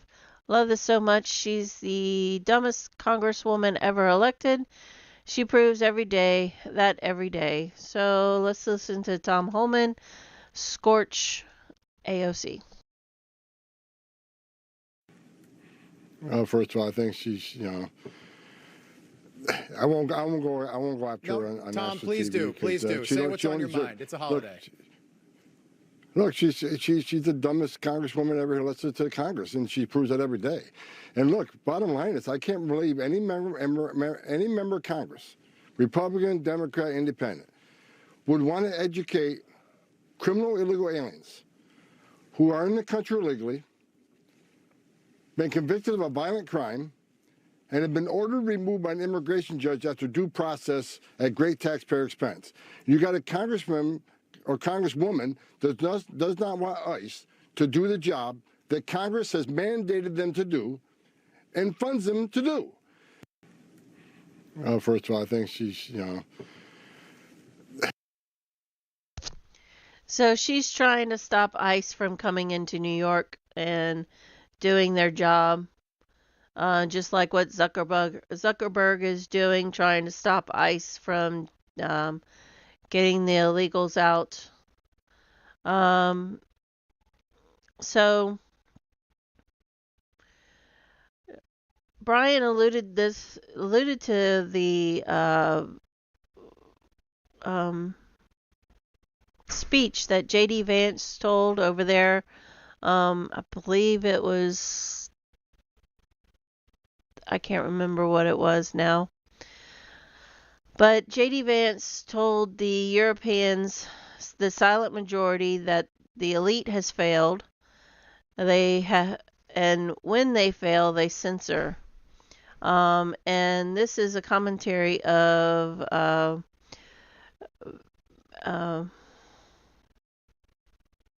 oh my gosh, I just drew a blank. Victor Davis Hanson. I just drew a blank of him going over that speech. So I think it's worth a listen. I'm not going to play J.D. Vance's speech. I'm just going to play, actually I could play that speech, but it's 18 minutes long. I'll put it on my Twitter feed. But, so here is Victor Davis Hanson going to go over that speech for us. Victor, why should Americans be concerned about what's going on with free speech in Europe? Well, they're our partner in Western civilization, and they're our ally, and we have 70,000 troops there. But more importantly, we're losing Europe. And J.D. Vance's speech wasn't just directed at the ministers, nor even the MAGA crowd at home. It was really to the silent majority in Europe. And what he was saying was, this elite has failed, and anytime you fail, that's when you start to censor. They failed on the border, on the economy, on energy, on immigration, on defense. And so in their failure, they try to stifle all forms of dissent and free expression. And he was trying to give encouragement to all the people of Europe who know that and want to rise up. And that's why they hate him so much. You know, Miss Brennan didn't understand that when the Nazis came to power and they started to outlaw free speech, one of the mechanisms they used was to say it was the German equivalent of disinformation or hate speech or misinformation. That's how it always happens. Usually censorship is the twin of failure. When you're failing, you cannot stand the light of criticism. And it's so remarkable to me that so many members of the media don't understand the basics of what you just said right there. Listen to Brian Stelter from CNN talking about this.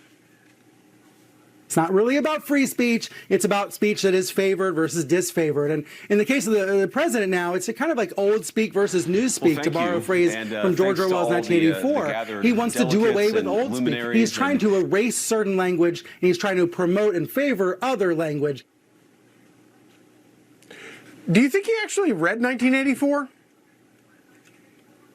No, you know, the problem with all that rhetoric is they never give a single example.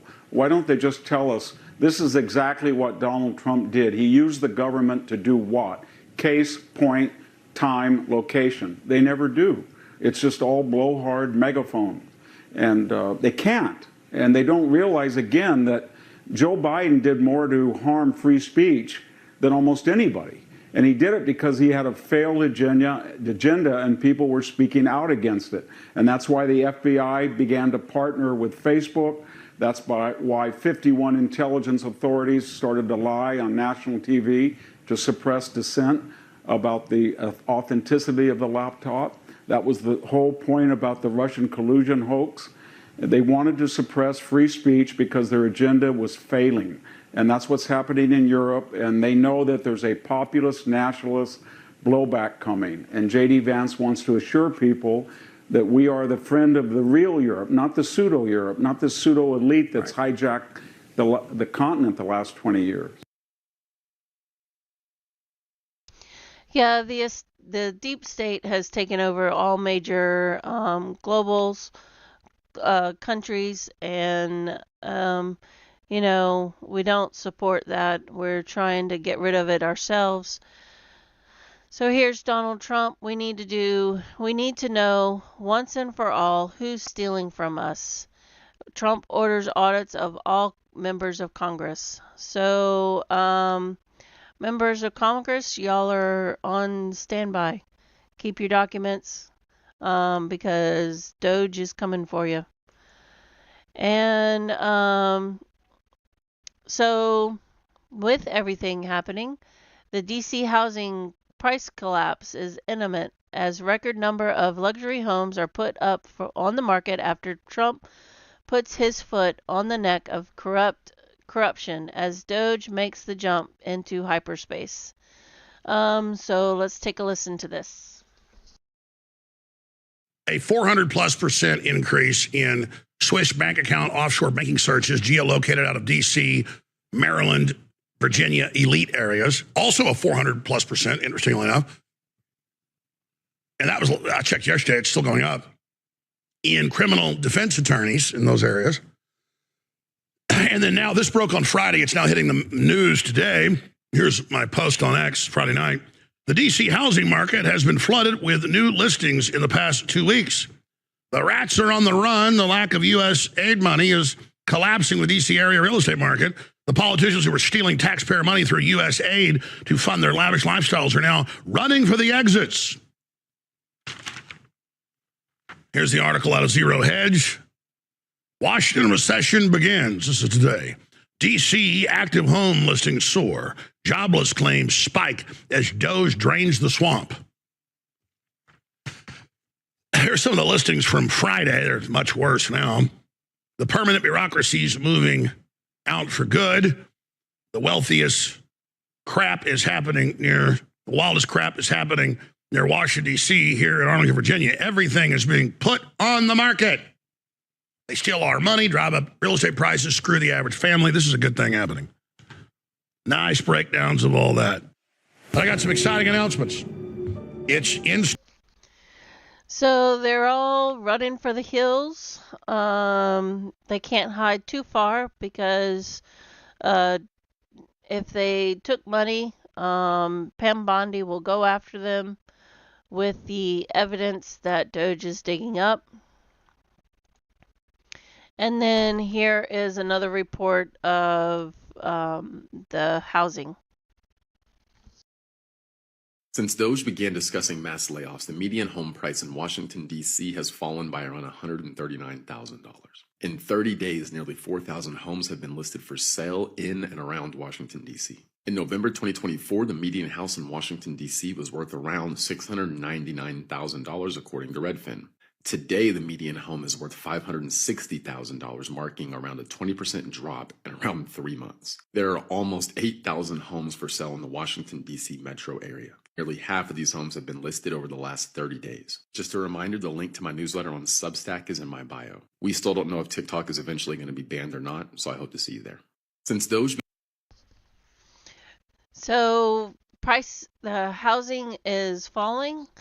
The Democrats are complaining, and they're starting to get louder. I think I was telling a friend yesterday that Trump is resetting everything. He's resetting the trade. He's resetting the money going out. He's resetting the getting rid of the deep state. He's so busy doing everything, and it's telling that he's sending JD Vance to all these. I won't say they're not important, but he's sending JD Vance to all these world conferences, summits, if you want to call them that. And he's staying at home because right now he knows that, or Trump knows that the job is at home. He needs to make sure that America is on the right track. And we're getting there. There's still a lot of work to be done, a lot of uncovering that needs to be done. He still is missing some of his cabinet picks. So he's still not fully functional, but he's getting there. So we're going to take a break. real quick and come back for one last segment, and then we'll say goodbye for the day. I hope I'm giving you some information to think about at least, and come back and join me for our last segment, and then we'll cut out. So y'all enjoy these messages, and I'll see you on the other side.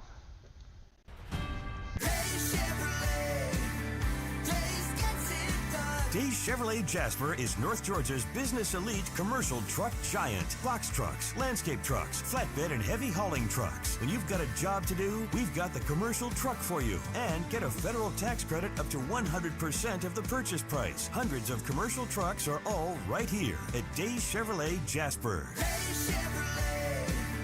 Days gets it done. Together, let's drive.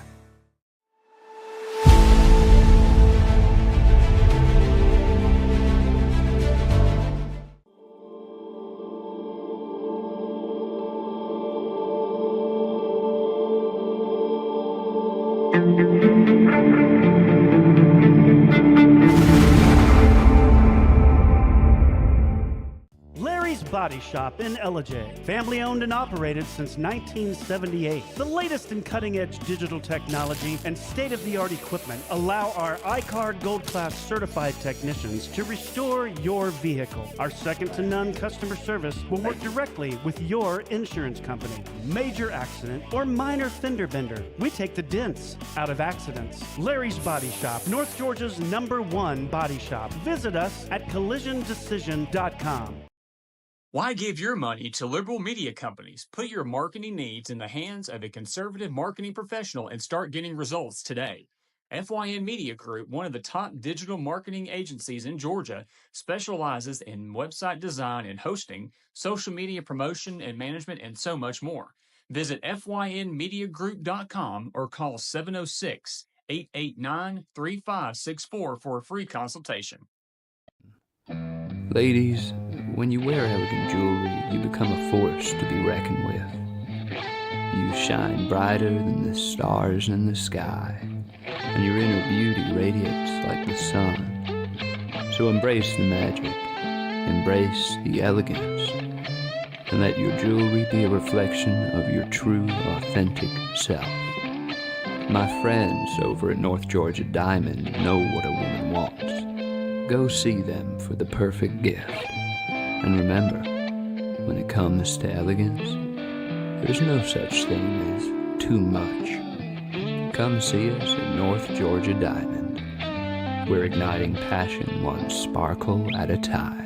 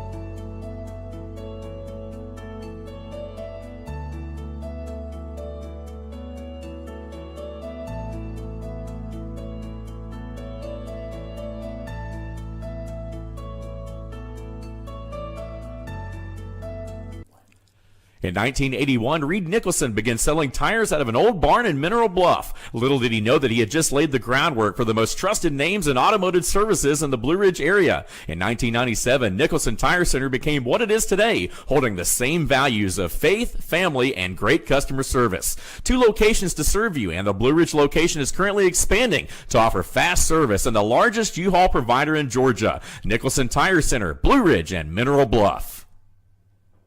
This is a special report. Knowing how to invest your money is harder than ever before. Dealing with stock market volatility, record debt, and terrorist attacks requires new thinking.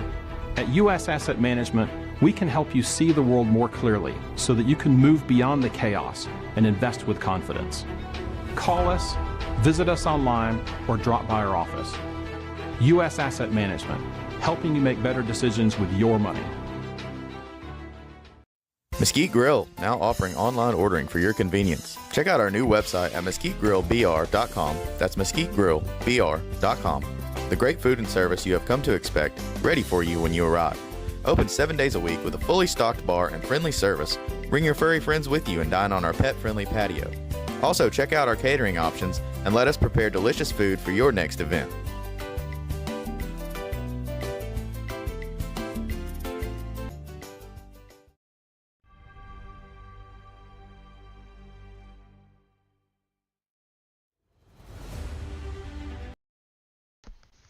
All right, we're back. Got a couple of not so happy stories in the front half, and then I'll end on a good note, I promise. But there's just a few things that we just need to discuss that are serious in nature. Again, all our prayers go out for the victims, or those that are unfortunate in the path of the storms in Kentucky, Virginia, Tennessee, I think Kentucky, Virginia, West Virginia, and North Carolina, I think is where they are. They've got floodwaters now, and they're getting snow later today. So just say in your prayers today, just say a prayer for them. Make sure that they are safe and that they get the help they need to get out of this nasty weather. So I really don't want to go over this next topic, but I think it's important that we know what's happening. And it's very, very unfortunate that we have people in our country that, under the guise of wanting to save the children, that what they're doing to to the children of this world is just horrendous. So Special Forces rescue USA children from South American child traffickers in tunnels underneath Dallas, Texas. So they've uncovered a child smuggling operation in Dallas, Texas, and have put a stop to that. Hopefully they've gotten rid of those people, the traffickers, and able to follow it back to the real operators. This one is really, really bad. I don't know how much of this video I'm going to play, but children are being kidnapped and taken to veterinary hospitals to have their organs harvested and sold to people in the United States. I don't really want to play this, but if it gets too graphic, I will turn it off and you can see it on my Twitter feed. But here we go. So tell us a little bit on how they're harvesting the organs of children, and where are they even getting these kids from? Great questions.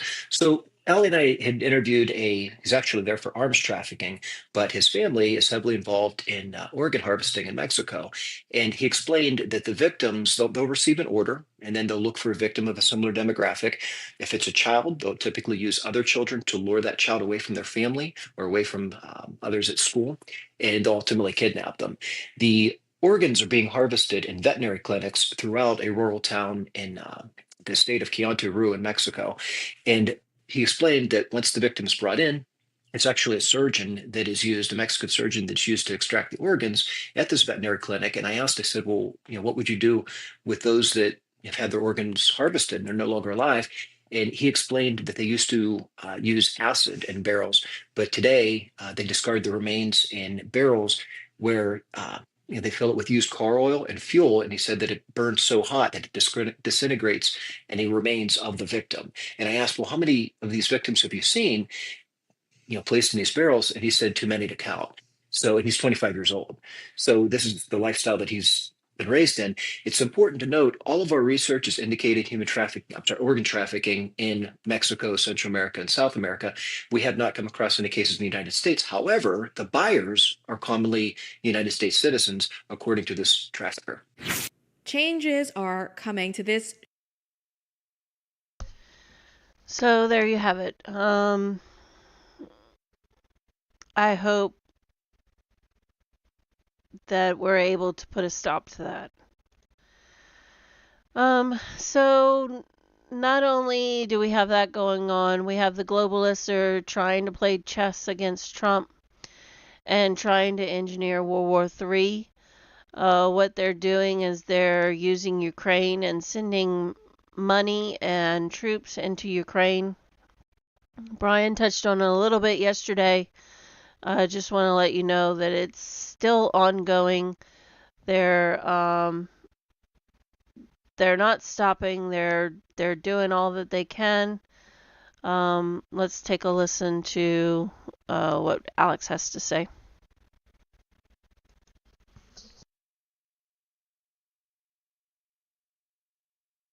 Later, big one with Putin, and then that hasn't been announced the date yet, Putin and Trump. And the next clip of him not happy that Trump spoke to Vladimir Putin and that he has to get permission from him. Here it is. First, that maybe there is something at the table, but not on our table. So I didn't see any invitations, invoice, etc. from Ukraine to meet with some other invoice. But anyway, this is that national. I mean, this is security advisor, and so we don't have any papers, any invitations, and it's something strange for me to speak in this case, in this format, if before we don't have any negotiation between us and our strategic partners. As I remember, Russia is not our strategic partner. And about... How did that sit with you? No, I said that... but first with Putin and then with you? Oh, I'm not happy. Yes, but I think that more dangerous if first meeting will be with Putin and then with Ukraine. And there are things I shared with the President Trump, that first of all, we have to see common view. And I said also that at the table, we need Europe also. It's very important for us. We are Europe, we in Europe, and we see our future only in EU, like a member. So the U.S. pays over half of NATO, 80+% of the Ukraine war. And Trump said, we're not doing it. It needs to end. Stop trying to start nuclear war. Make a deal. Agree not to join NATO. And Zelensky said, no, but I'll do a peace deal. Pay me massive reparations and give us all the land you took back that's always been part of Russia until Lenin gave it away. That's where Russia comes from. That's where it started. So in an alarming turn of events that could only be described as a plot straight out of a geopolitical thriller, UK Prime Minister Keir Starmer has announced plans to deploy British troops to Ukraine, potentially setting the stage for direct confrontation with Russia. This strategic move announced today seems eerily reminiscent of a scenario where the powers that be are not just playing with fire, but they're actively trying to ignite World War III. Steimer is putting troops into Ukraine. The theory circulating among observers is this: by sending UK troops to Ukraine, Starmer might be intentionally or inadvertently provoking an aggressive response from Russia. This could serve as a catalyst for NATO to declare war on Russia, hereby forcing the U.S. under President Trump's leadership to defend its NATO allies, as per the alliance of Article 5. Could this be a calculated move by globalists to corner Trump into a conflict he vehemently opposes? Now remember, Trump has told NATO if they go in there and they're fired upon, don't claim Article 5 because the U.S. is not going to come to the rescue. Simultaneously, Ukrainian President Vladimir Zelensky has taken hardline stance, rejecting peace talks outright. He's declared no interest in peace agreement brokered between Russia and the U.S., and instead he's demanding an additional 500 or 250 million to fuel the ongoing conflict. This raises eyebrows, especially in light of allegations of financial misconduct surrounding the aid sent to Ukraine. Zelensky himself has admitted that Ukraine only received 30% of the financial aid appropriated by the U.S., with the whereabouts of the remaining funds a mystery. Could this be over for corruption, with the kickbacks flowing back to the influential politicians like Lindsey Graham? Who knows? So,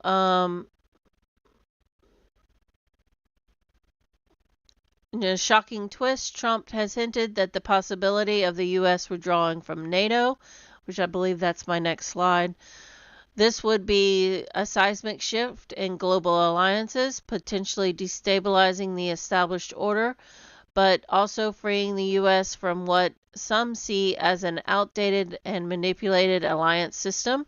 If the UK indeed places boots on the ground in Ukraine, it might force the U.S. to reconsider its NATO membership entirely, opting out of another potentially endless war.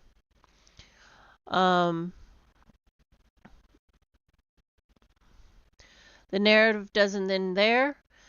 There's growing speculation that Trump might flip the script by forging new alliances with Russia, China, and North Korea. I actually told my friend that yesterday. Trump is going to change. He's going to change the whole order. He's working on the money. He's working on the tariffs. So he's going to reappropriate all the money. He's working on the alliances. So there's going to be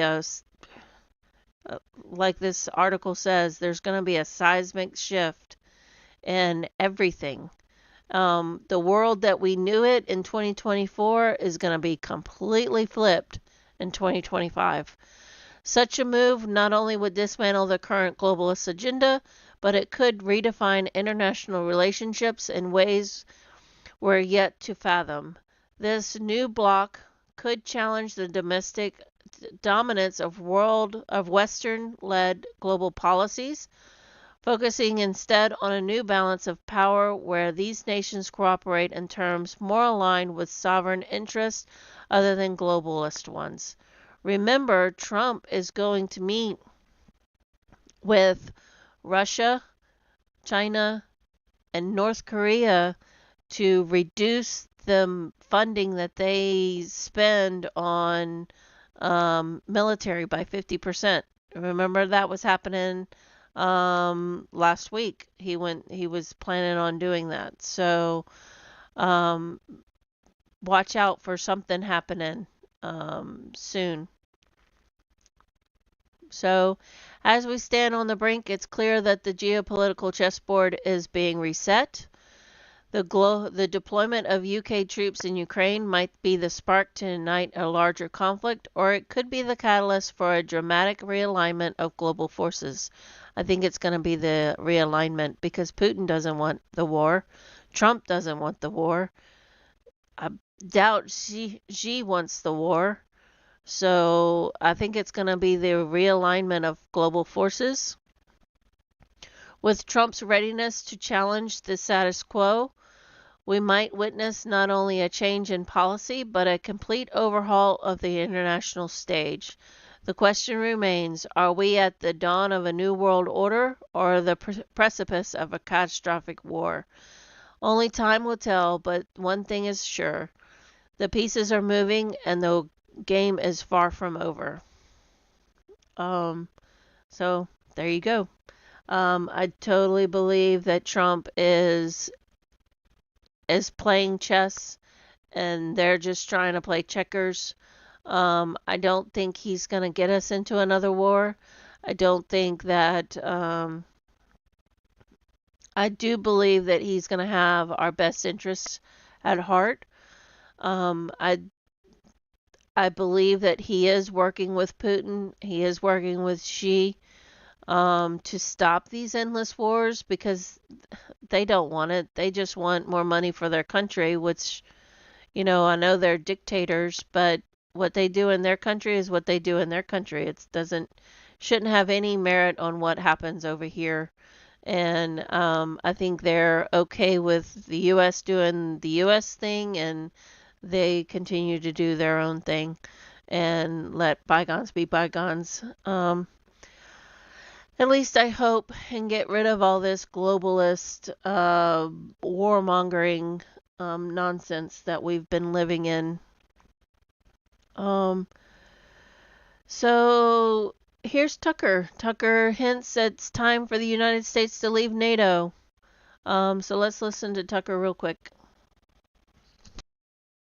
The Biden administration imposed the Green New Deal on Germany with high explosives by blowing up Nord Stream. On many levels, I don't understand. So you have the largest player in NATO committing an act of terror, industrial terrorism, against the second largest player in NATO. How does NATO still exist, honestly? And why does nobody say anything about it? If you could just speculate, I know it's not your country, and when all the rest of Europe is gone, I have no doubt Hungary will remain. Nord Stream, to me, as a total outsider, seems like a pivot point in the history of Europe. It really seems like a big deal. It was also the largest emission of greenhouse gases caused by humans in the history of civilization, and no one mentioned it. But why is there no conversation about it? I really don't understand that. And every time I bring it up in Europe, people look embarrassed and try to walk away from me. I think the basic reason is that in the last several decades, there was a strong alliance between the American liberal elite and the European liberal elite. And they agree always what is the issue and what is not the issue. If they decided that something is not an issue, it was not an issue. So, I believe Trump will most likely leave NATO. And then, so if he leaves, he's left the World Health Organization, he's stopped that funding. The World Health Organization is going to go belly up. If we leave NATO, with us being the number one funding of that, and nobody else really funding it, it's going to be non-existent, hopefully.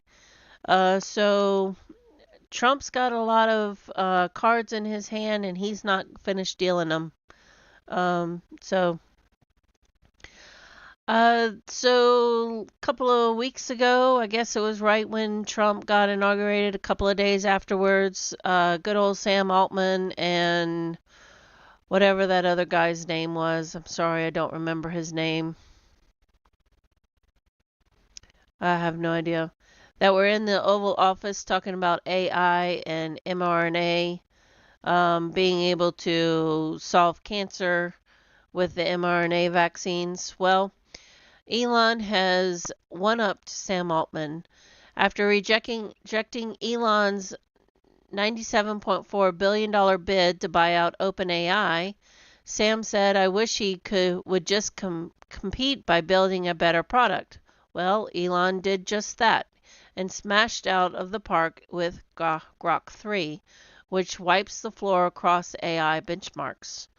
The first model to score over 1,400 on Chatbot Arena and has wowed everyone who has tested it. Looks like Sam is playing catch up now. So Elon is either he released it yesterday or he's releasing it Monday. His new Grok 3 platform. So I guess Sam Altman and OpenAI ChatGPT will be back at the drawing board trying to one-up Elon. So not only is Elon releasing chatbots or AI bots, he's also going to be sending his SpaceX engineers to fix the air traffic control systems in the United States. So yesterday, I guess it was, there was an airliner that had crashed in Toronto, and Trudeau is actually blaming Trump for that accident. Although I think it was DEI pilots that were flying the plane, so I would blame it on DEI hires. And here we go. tomorrow, which is today, we'll take a procedural vote that will allow Thune to file closure. So that means closing the debate. That means that Cash has the votes. As promised, I'll post updates throughout the week. So this is Mark Wayne Mullen giving an update on what's happening with the Cash Patel confirmation. So let's take a listen. Hey guys, I'm here with Cash, getting ready to kick off this whole nomination process. You excited about it? I'm very excited, sir. One thing that we have to do is we got to reform the FBI. Not that necessarily the agents in the field, man, they do a phenomenal job. But what's going on in the 7th floor, the Hoover building? They've weaponized the FBI. And the guy just clean that up and give the FBI back focused on doing their job, and that's to keep Americans safe and look at for American interests. That's Cash. Cash, you got anything you want to say? Senator, I'm humbled and honored by your support, and I look forward to the advice and consent process to earn the trust and confidence of your colleagues and restore truth and transparency of the FBI. It's almost like you had to rehearse. That is like perfect. Good to see you all. Hey guys, I'm here with Cash. Yeah, I think Cash practiced that a couple of times. He's been saying that all week long, all month long, just trying to get the support to get him in that role. We desperately need him in that role. I think he'll do a phenomenal job. And this is why they're giving him a hard time. They don't want him in that in there to do the investigation that needs to be done on the deep state. The deep state is basically your unelected bureaucrat, and it's not a Republican, Democrat, Libertarian, Green Party thing. It's a swamp monster thing. They don't care about labels. They care about the revolving door. And what they do is they establish leadership positions, and the revolving door assists them outside of government to get their golden parachutes for $10 million, guys like Mark Esper. And then people like Gina Haspel, Chris Wray, and Rod Rosenstein all partner together to work together after their time in government. And what they do is they just continue that spin of the door and make sure that only their friends get in at the expense of the department and agencies they're supposed to be running for the American people, but basically they run it to service their egos and their bank accounts. The deep state is basically your unelected bureaucrat.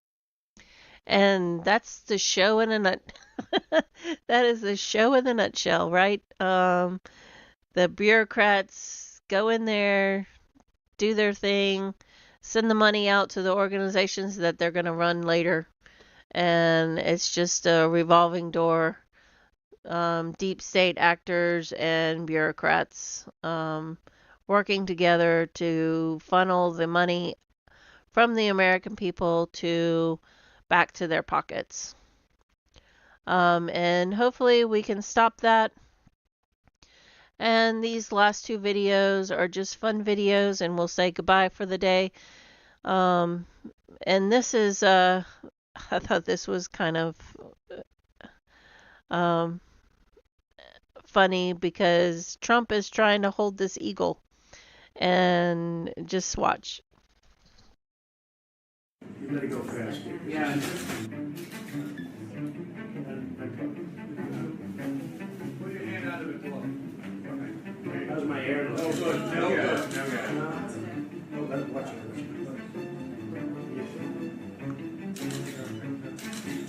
That's great. That's great. Almost done here. That's great.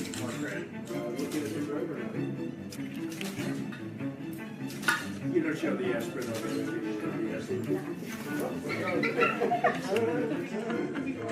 His aspirin. Which aspirin? We're not doing it again. I'm doing this for the cover of Time Magazine. I love Time Magazine. What you will do for a cover, this bird is seriously dangerous but beautiful. You gotta go faster. Yeah.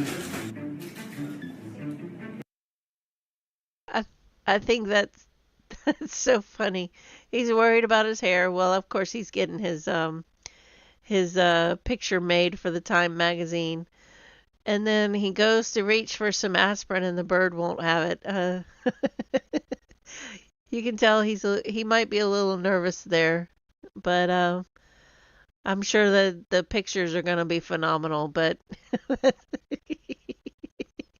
he's terrified of the bird. He's like, no more, no more.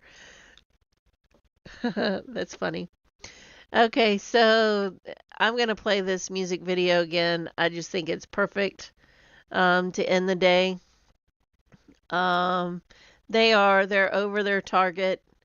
They're opening the doors and seeing what's hidden deep, deep in the closets.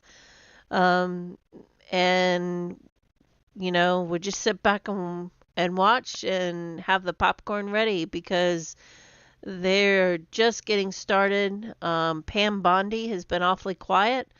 I suspect that she'll be coming out soon with some information and criminal charges and whatnot.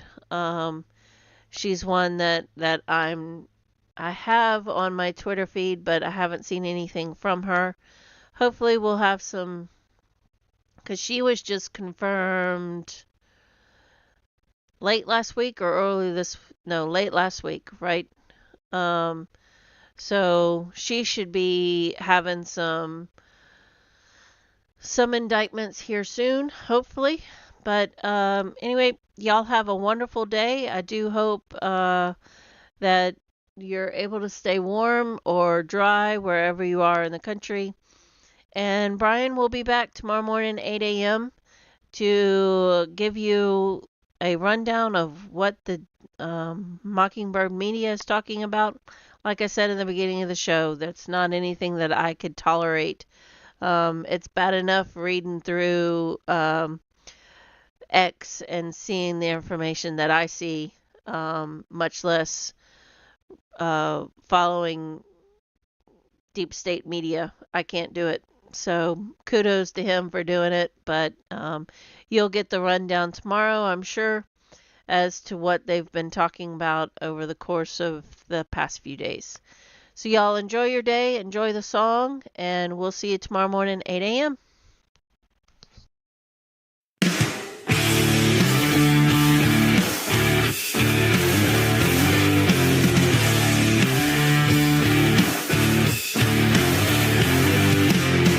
They tried to keep us blind and shuffle funds through USA, feeding us their BS, designed a never-ending maze. But their code is breaking, fraud is coming to light. Lock and load dose time, darkness turns to sunlight. We're over the target now. We've uncovered their secrets, wow. We're over the target, yeah. We're over the target. They're on the defensive now. They deny and they disavow. We're over the target, yeah. We're over the target. Payments don't lie, but they sure as hell tried. Buried deep inside corruption and lies. Forensic young minds tear their schemes apart.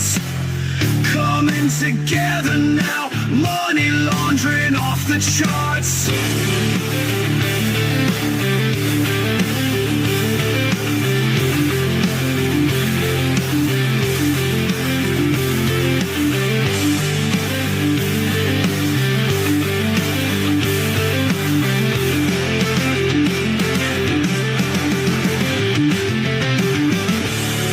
We're over the target now.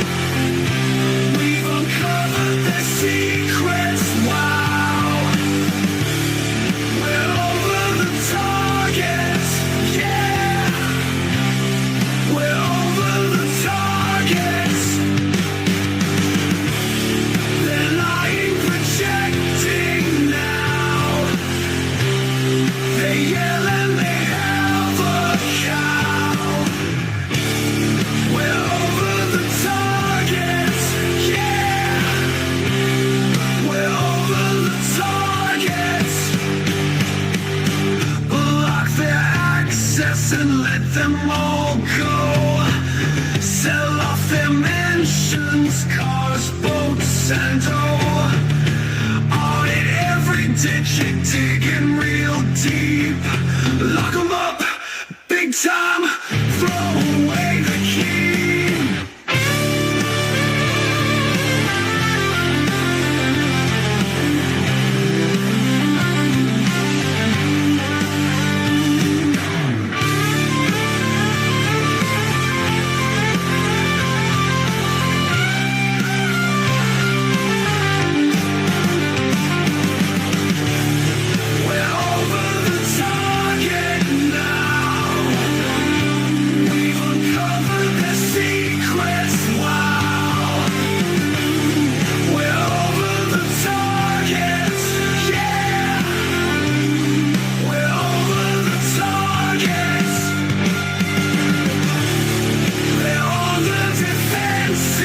Now, they're not lying, this